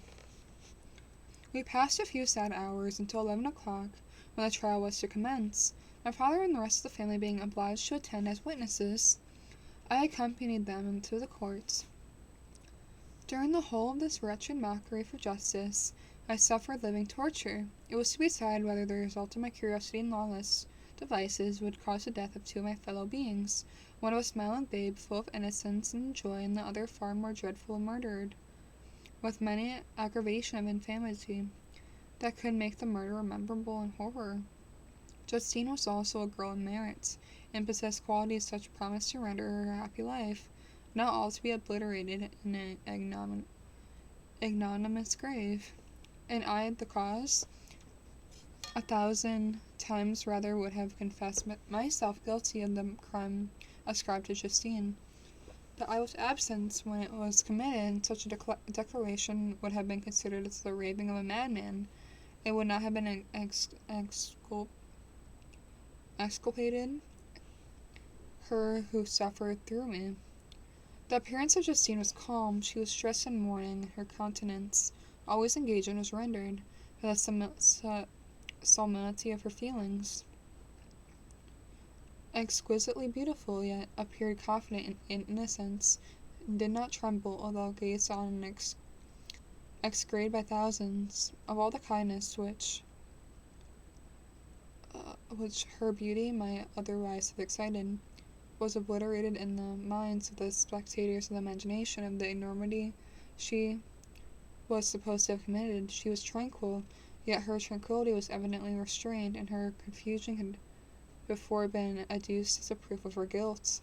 She worked up to her mind of an appearance of courage. When she entered the court, she threw her eyes around it, and quickly discovered where she was seated. A tear seemed to dim her eyes when she saw us, but she quickly recovered herself, and she looked at for sorrowful affection seemed to attest her utter guiltlessness. The trial began after the advocate against her had stated the charge, and several witnesses were called. Several strange facts combined against her, which might have staggered anyone who could not have such proof of her innocence as I had. She had been out the whole of the night on which the murder had been committed, and towards the morning had been perceived at the market woman not far from the spot where the body was murdered. Child had been afterwards found. The woman asked her what she did there, and she looked very strangely, and only returned a confused and unintelligible answer. She returned to the house around 8 o'clock. When one inquired where she had passed the night, she replied that she had been looking for a child, and demanded earnestly if anything had heard concerning him. When shown the body, she fell into violent hysterics and kept her bed for several days. The picture was then produced, when the servant had found it in her pocket, and then Elizabeth, in a faltering voice, proved that it was the same which, an hour before, the child had been missed. She had placed around his neck. A murmur of horror and indignation filled the court. Justine was called on her defense. As the trial had proceeded, her countenance had altered. Surprise, horror, and misery were strongly expressed. Sometimes there struggled with her tears, but when she desired to plead, she collected her powers and spoke in the audible throughout various voices. God knows, she said, how entirely I am innocent, but I do not pretend that my protestations should acquit me, but I rest my innocence on a plain and yet simple explanation of the facts which have been adduced against me. I hope my character will incline my judges in a favorable interpretation, where any circumstances appear undoubtful or suspicious. She then related that, by the fortune of Elizabeth, she had passed the evening of the night on which murder had been committed at the house of an aunt at Sheen, a village situated about a league from Geneva. On her return, about 9 o'clock, she met a man, who asked her if she had seen anything on the child who was lost. She was alarmed by this account, and passed several hours looking for him. When the gates of Geneva were shut, she was forced to remain several hours a night in a barn belonging to a cottage, being unwilling to call up the inhabitants, of whom she was well known. Unable to rest or sleep, she quitted her asylum early, that she might again endeavor to find my brother. She had gone near the spot where his body lay. It was without a doubt her knowledge. Then she had been bewildered when questioned to the market woman, was not surprised, since she had passed a sleepless night, and the fate of poor William was yet uncertain. Concerning the picture she had gave no account. I know, continued the unhappy victim, how heavily and fatality this one circumstance weighs against me. But I have no power of explaining it. When I have expressed my utter ignorance, I am the only one felt to my conjecture, uncertain of the probabilities by which it might have placed in my pockets. But here also I am checked. I believe that he has no enemy on earth, and yet none surely would have been so wickedly to destroy me wantedly. Wantedly? That's not the right word, but it's like wantonly, but it's not wantedly, it's like wantonly. Did the murderer place it there? I know of no opportunity afforded him to do such doing. Or if I had, why should he have stolen the jewel to part with it again so soon? I commit my cause for justice to my judge. Yet I see no room for hope. I beg permission to have a few witnesses examined concerning my character. If their testimony shall not outweigh my supposed guilt, I must be condemned, although I shall pledge my salvation to my innocence. Several witnesses were called, who had known her for many years, and they spoke well of her, but fear and hatred of the crime in which they supposed her guilty rendered them timorous and unwilling to come forward. Elizabeth saw this even as the last resource. Her excellent disposition and irreproachable conduct about the failed to accuse. When, although violently agitated, she desired permission to address the court. I am, she said, the cousin of the unhappy child who was murdered, rather his sister, for I was educated by and have lived with my parents ever since, even long after his birth. I may therefore be judged indecent in me to come forward on this occasion, but when I see a fellow creature about to perish through the countenance of her pretended friends, I wish to be allowed to speak, and I may say what I know of her character. I am well acquainted with the accused. I have lived in the same house with her, of one time for 5, and another for nearly 2 years. During that period, she appeared to me to be the most amiable and benevolent of human creatures. She nursed Madame Frankenstein, my aunt, in her last illness with the greatest affection and care, and afterwards attended her own mother during her tedious illness, in a manner that excited the adoration of who knew her. After which she lived again with my uncle's house, where she was beloved by the family. She was warmly attached to the child who is now dead, and acted towards him like the most affectionate mother.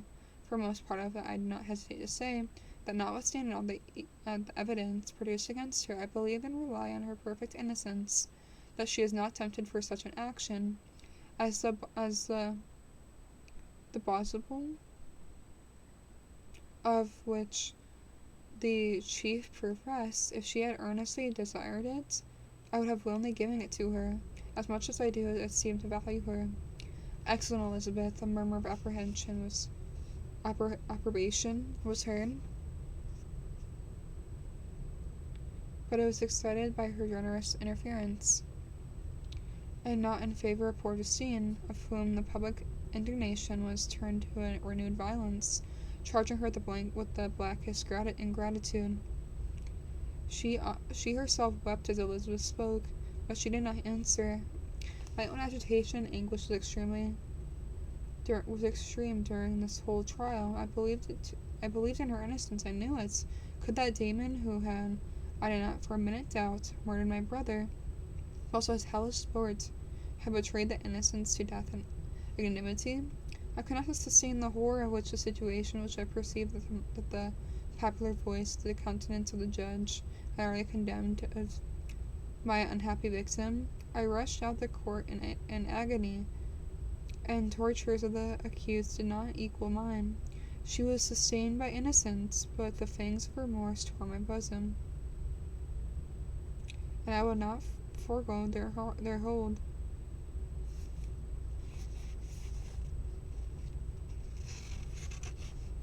I passed a night in unminglable wretchedness.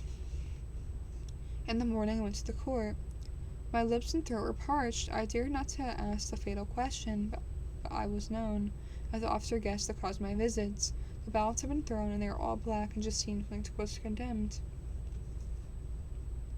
I cannot pretend to describe what I had felt, and before experienced sensations of horror, which I had endeavored to bestow upon them adequate expressions, but words cannot convey an idea of the heart-sickening despair, and then endured.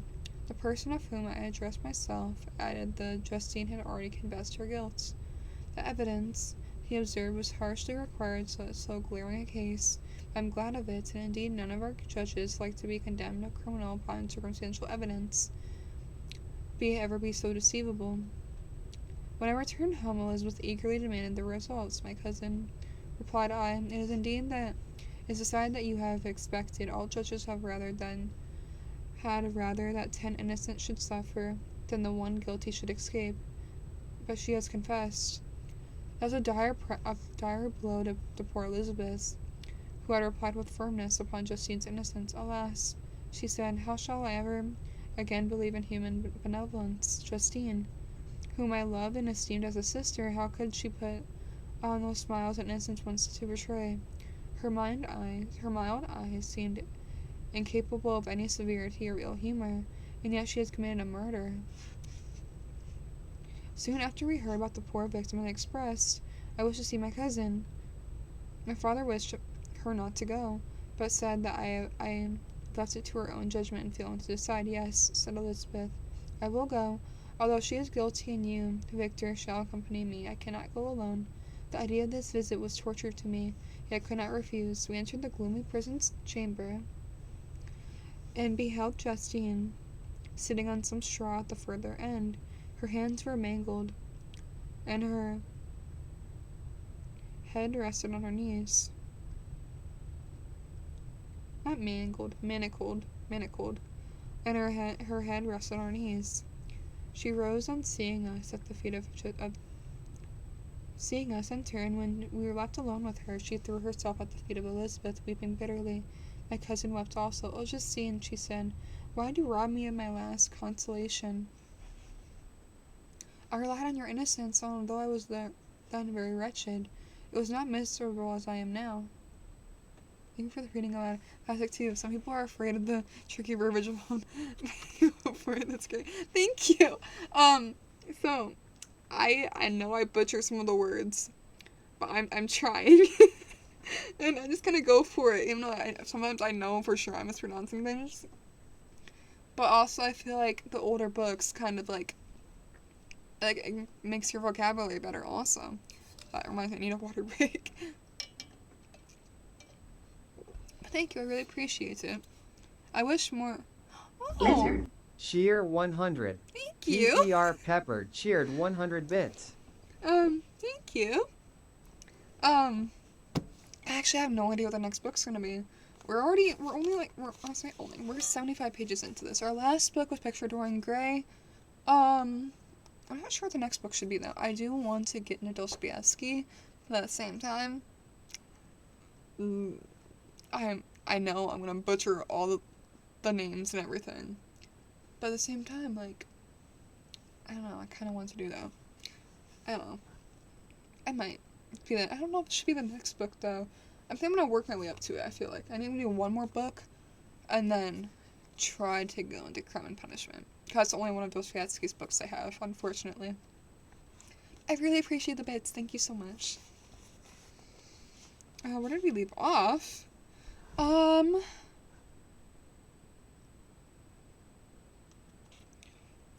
Justine, she said, why did you rob me of my last Will you consolation? give him a drink of water, for Christ's sake? Daniel, right after you, at least you know how to use the alerts now, because 'Cause last reading stream, he was like, he literally just copy and pasted the alert thing, and like, oh, baker bread's redeemed, water, 100, instead of just like actually using the alerts. We couldn't figure it out. It was really funny. I thought it was really funny.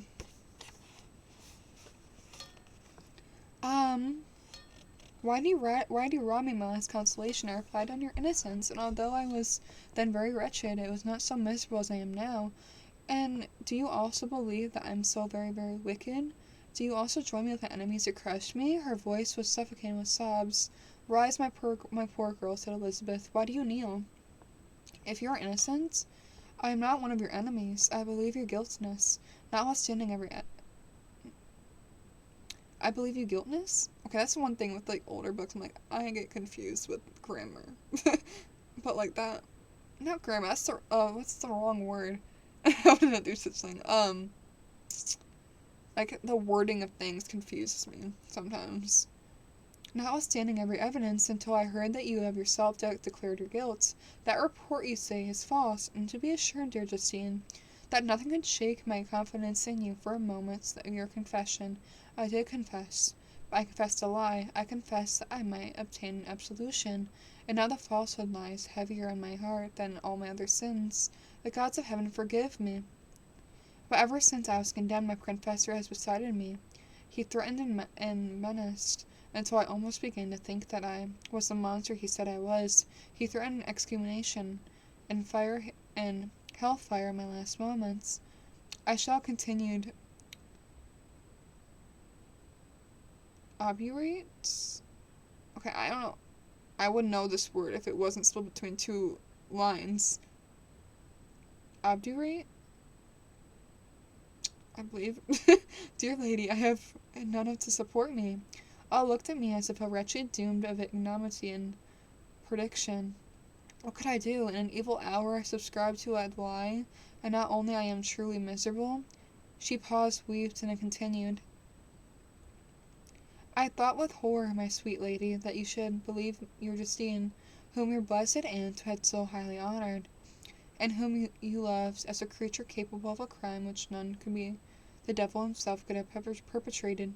Dear William, dear blessed child, I soon shall see you in heaven again, where we shall be happy, and that consoles me, going as I am to suffer ignominy and death.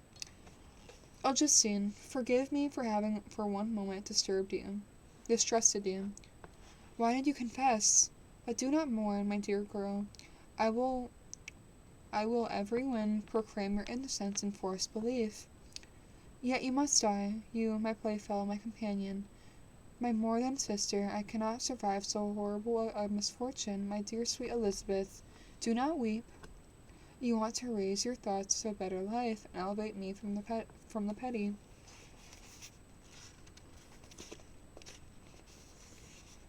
Cares of this world of injustice and strife.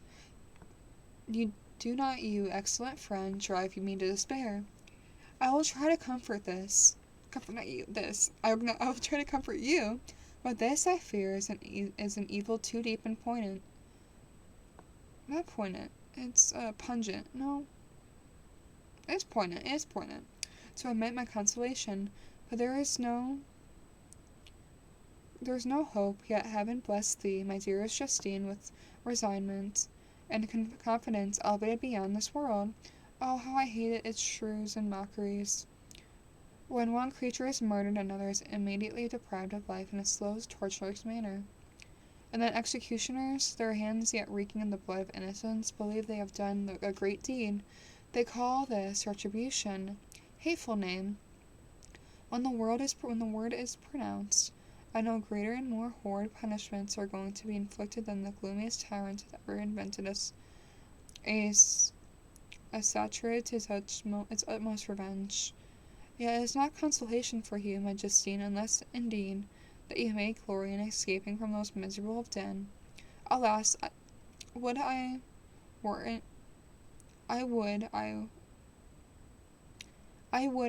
place with my aunt and my lovely William, escaped from a world in which is hateful to me, and the visage of men which I arbor.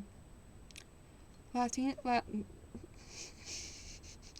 I, I combined Justine and and laughing languidly. That's why I don't know why I just did that. Justine smiled languidly. This dear lady, in despair, was not resignment. I must not learn the lesson in which you teach me. Talk of something else, something that will bring peace and not increase the misery. During this conversation, I retired to the corner of the prison room, where I should conceal the horrid anguish that possessed me. Despair, who dared talk of that? The poor victim of whom the morrow was in past the dreary boundary. Okay, I was looking over at something. Was that, where did I leave off? The poor victim of whom the morrow was so past the dreary boundary between life and death, felt not as I did such a deep and bitter agony. I gnashed my teeth and ground them together, utterly a groan that came from my inmost soul. Justine started when you saw who it was. She approached me and said, "Dear sir, you are very kind to visit me. You, I hope, do not believe that I am guilty." I could not answer. "No, Justine," said Elizabeth. "He is more convinced of your innocence than I was. Even when he heard that you had confessed, he did not credit it. I truly thank him. In these last moments I feel the sincerest gratitude towards those who think of me with kindness. How sweet is the affection of others to such a wretched as I am. It removes more than half my misfortune, and I feel as if I could die in peace, now that my innocence is acknowledged to you, dear lady, and your cousin." Thus the poor sufferer tried to discomfort others and herself. She indeed gained the resignment she desired. I keep losing my place somehow. But I, the true murderer, felt a never dying worm alive in my bosom, which allowed of no hope or consolation. Elizabeth also wept, as I unhappy, but her also was in the misery of innocence, which, like a cloud that passes over the fair moon, for a while hides, but I cannot tarnish its brightness. Anguish and despair had penetrated into the core of my heart. I bore a hell within me, which nothing could extinguish. I stayed several hours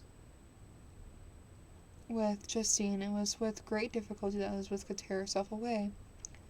"I wish," cried she, "that if I were to die with you, I could not live in this world of misery." Justine assumed an air of cheerfulness, where she was difficulty expressing her bitter tears.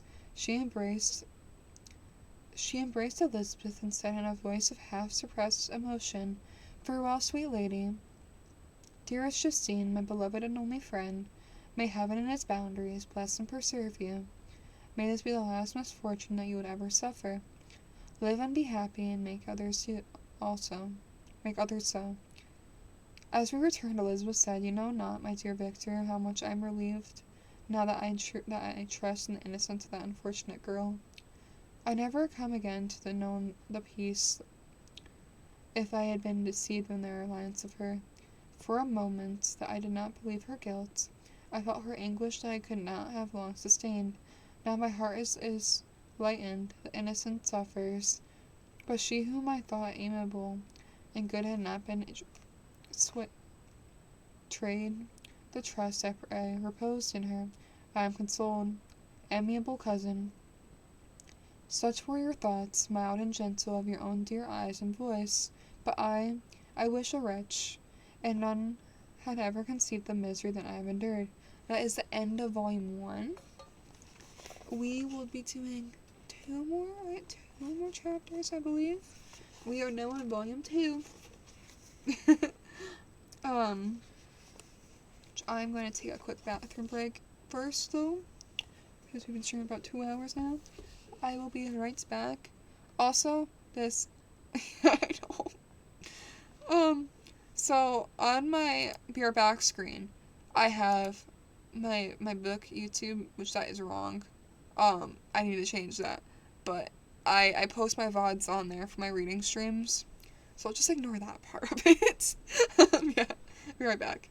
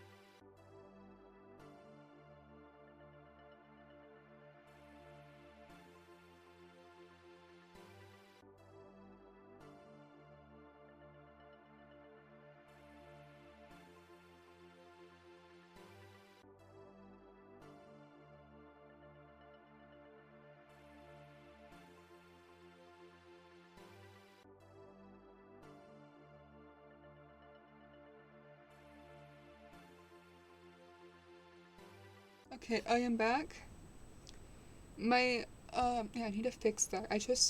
So I changed the name on my book YouTube. It's just the VODs. I'm a reading stream VODs, so I have Picture Dorian Gray VODs on there. Do not have the Frankenstein VODs on there just yet, though. But yes. It's linked on my account. I believe it's just Ultra Blue Reads. All one word. And no capitals. Yes. I think I read Picture More Great in 6 sessions, I believe, so 6 VODs. Yes, that sounds about right. Let's get back into it. My tea and my water.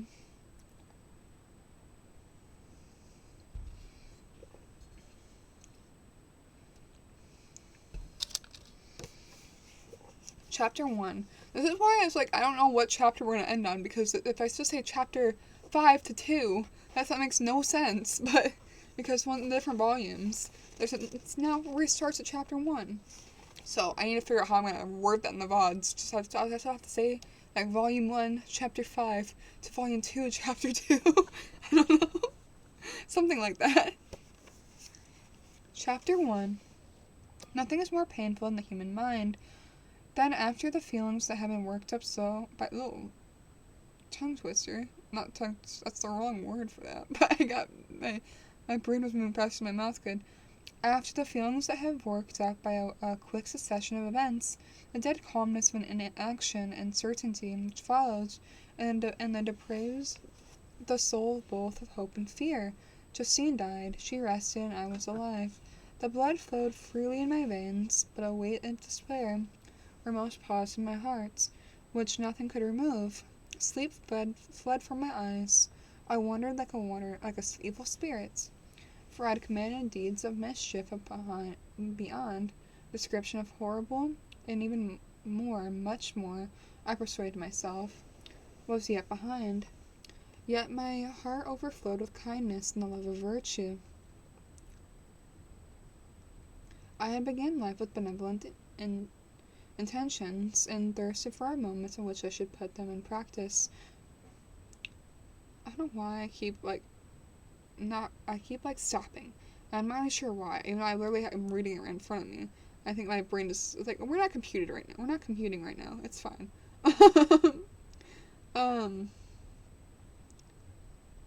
And thirsted for a moment which I should put them in practice, make myself useful for my fellow beings. Now all was blasted instead of the serenity of consciousness, okay, so also I feel like it's also that a lot, like, this is a relatively, like, the text, there's not that many words that I can fit on a line. It's all, like, a lot of the longer words are like, oh, I split these into two lines. Yes, that will make me read faster. That'll make me read very slow, which allowed me to look back upon the past with self-satisfaction, and from thence to gather promise of new hope. I was seized by remorse and the sense of guilt, which hurried me away to the hell of intense tortures, such as no language can describe. A state of mind preyed upon my health, which I had entirely recovered from the first shock that I had sustained. I shunned the face of men. All sound of joy and complacency was torture to me. Solitude was my only consolation. Deep, dark, death-like solitude. My father observed, with pain and alteration, perceptible in my disposition of habit, to endeavor to reason with me on the folly of giving away an immorant grief. Do you think, Victor, said he, that I do not suffer also? No one could love a child more than I have loved your brother. Tears came from his eyes as he spoke. But it is not duty to the survivors that we should refrain from augmenting our unhappiness of an appearance of immodest grief. Immoderate. Okay, that was definitely the right word. I don't know why I said there's a couple sentences ago that Immoderate was the right word. Immoderate grief is also a duty owed to yourself, as excessive sorrow prevents improvements or enjoyments, even the discharge of daily usefulness, without which no man is fit for society. This advice, although good, was totally inapplicable to my case. I should have been the first to hide my grief and console my friends, if remorse had not yet mingled its bitterness with my other sensations. Now I could only answer to my father with a look of despair, and endeavor to hide myself in his view. About the time we retired to our house in Belrive, this change was particularly agreeable to me. Shutting in the gates regularly at 10 o'clock, and the impossibility of remaining in the lake after that hour had rendered our residence within the walls of Geneva very irksome to me. I was now free. Often after the rest of the family had retired from the night, I took the boat, and passed many hours upon the water. Sometimes as the sail set, I was carried by the wind, and sometimes after a run into the middle of the lake, I left the boat to pursue its own course. I gave way to many miserable reflections, and was often tempted, when I was at peace around me, and the only unquiet thing that wandered restless in the scene was so beautiful and heavenly. If I except some bats or the frogs, which harsh and interrupted croaking was heard only when I approached the shore, often, I say, I was tempted to plunge into the silent lake.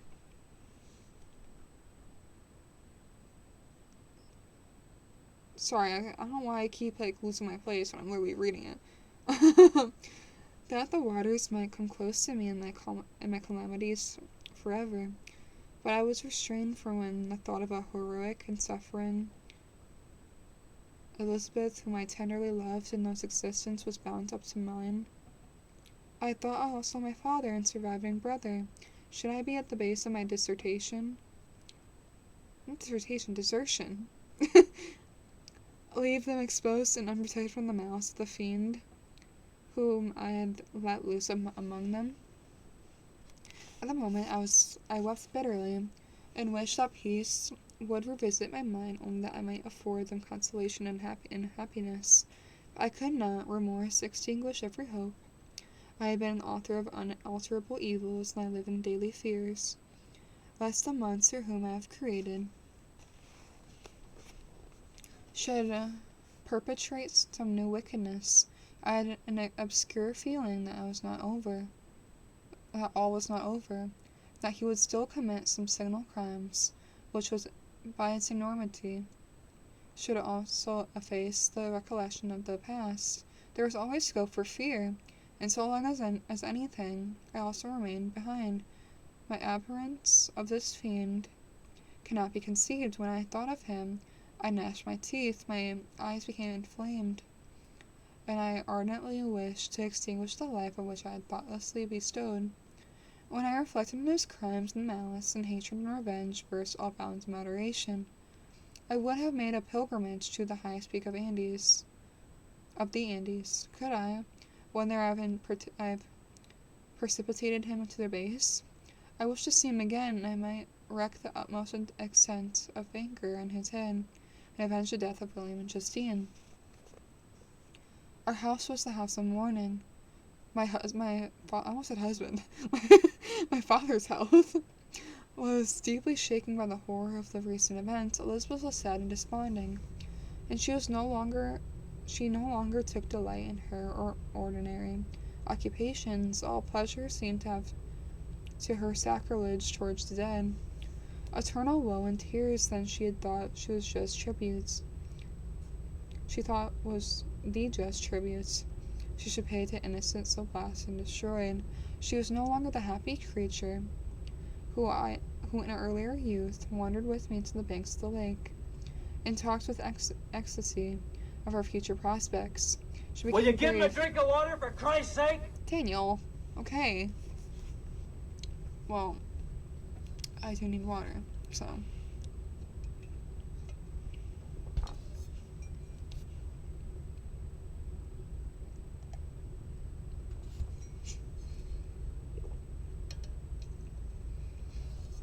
Oh, the tea is very bitter.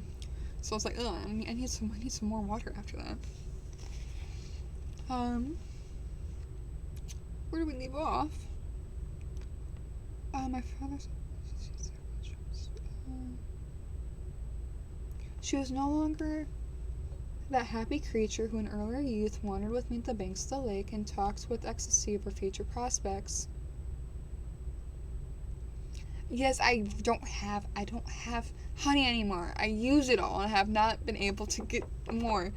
So now I just have black tea with a teensy bit of sugar and milk, and yeah, and also a tea bag broke in my tea.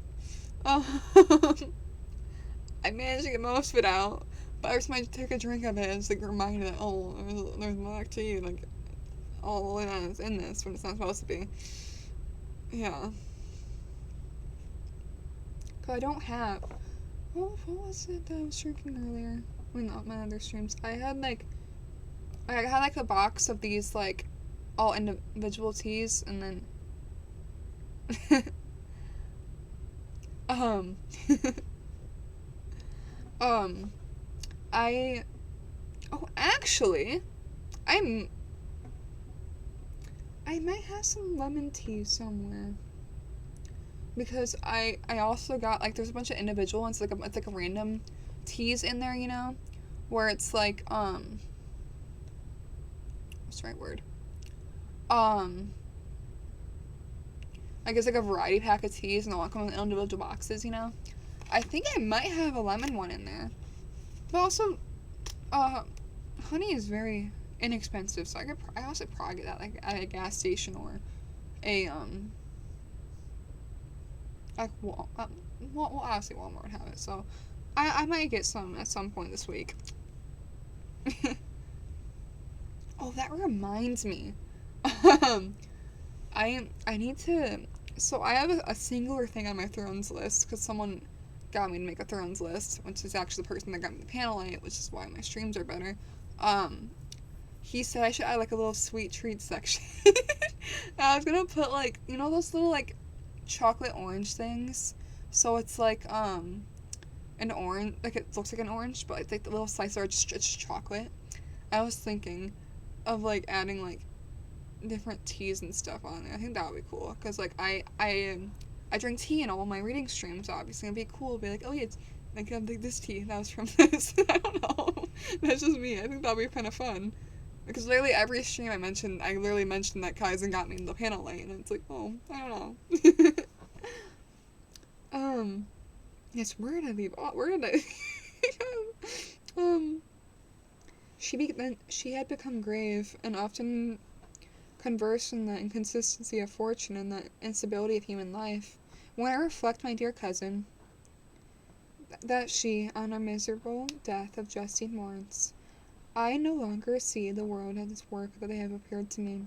Before I looked upon the accounts of vice and injustice, that I have read your books or heard from others, as tales of the ancient days, or imaginary evils, at last they were remote, and more familiar, for reasons than the imagination of now misery had come home. How am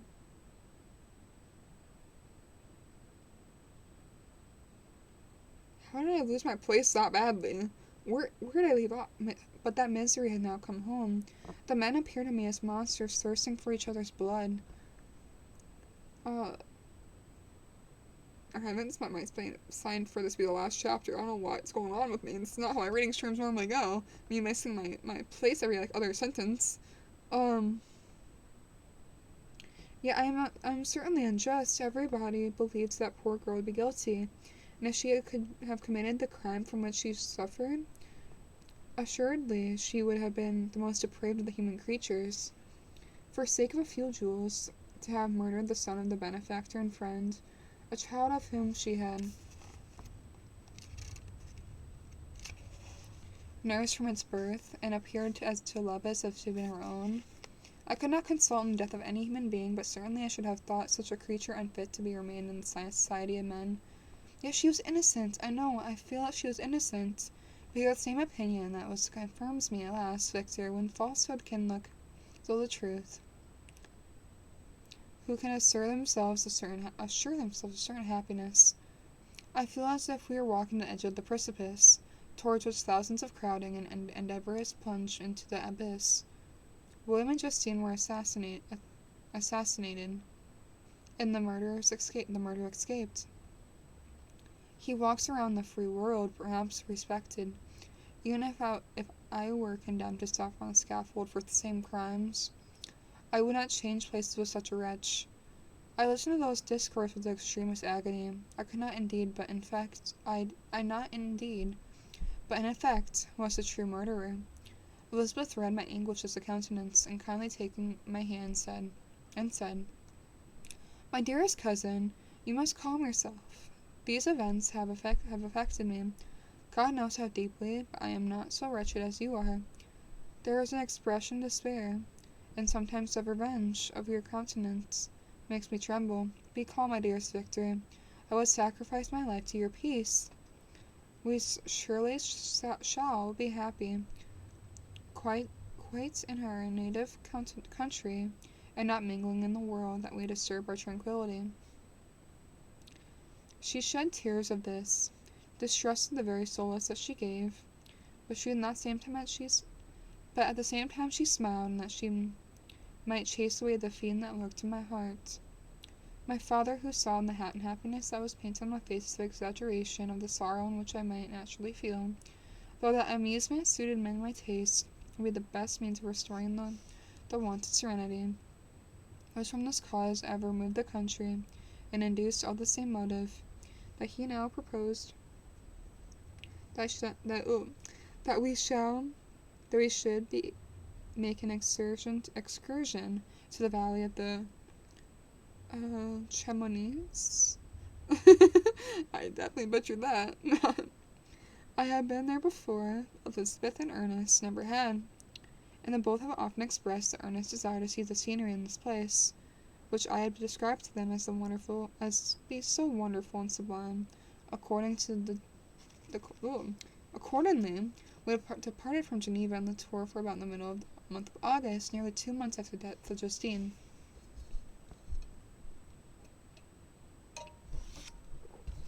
The weather was uncommonly fine, and if mine had been a sorrow to be chased away from any fleeting circumstances, this excursion would certainly have been the effect intended for my father. As it was, I was somewhat interested in the scene it sometimes lulled, although I could not extinguish my grief. During the first day we traveled in the carriage. In the morning we had seen the mountains in distance, towards which we gradually advanced. We perceived in the valley through which we wound, and which was formed the river Arve, whose course we followed, closed in upon us by degrees. When the sun had set, we beheld immense mountains and precipices overhanging us on every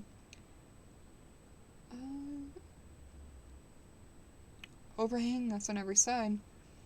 We heard the sounds of the river raging among rocks, the dashing of waterfalls around. The next day we pursued our journey upon mules, and as we ascended still higher, and the valley assumed more magnificent and astonishing characters.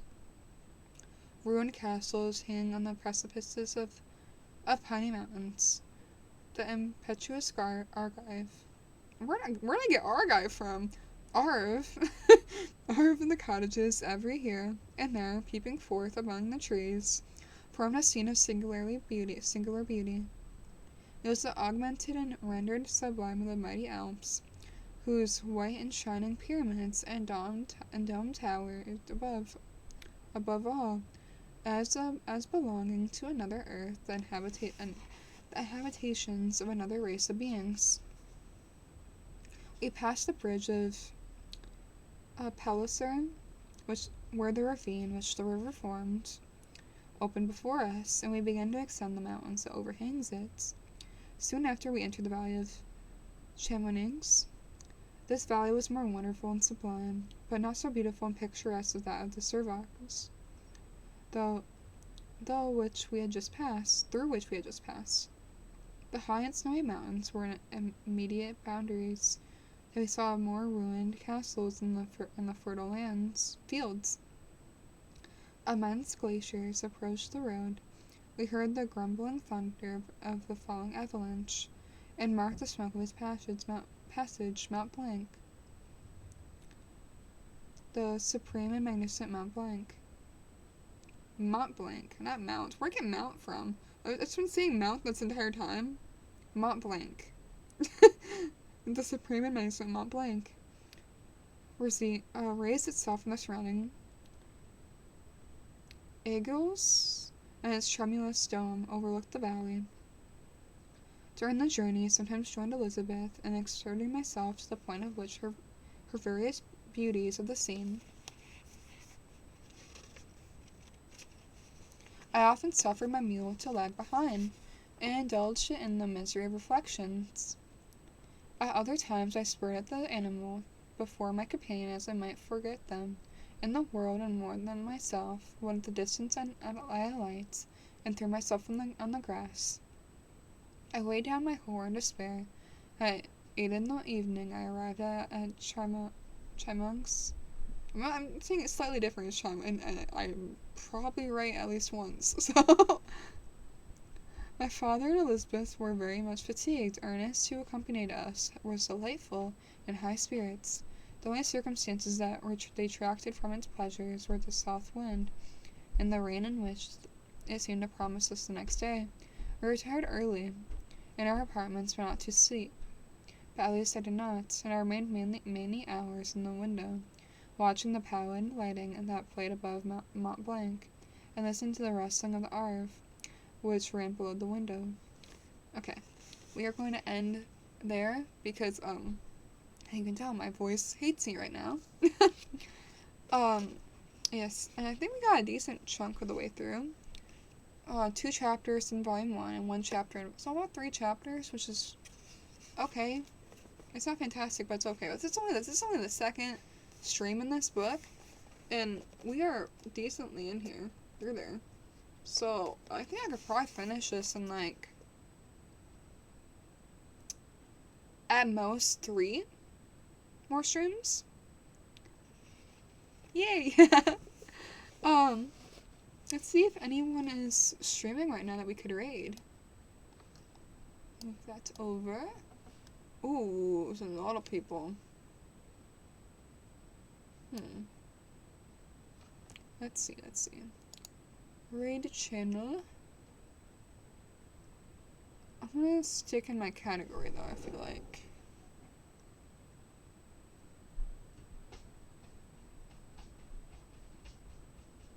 Okay, that was like a study with me thing. I don't know if you guys would be interested in that.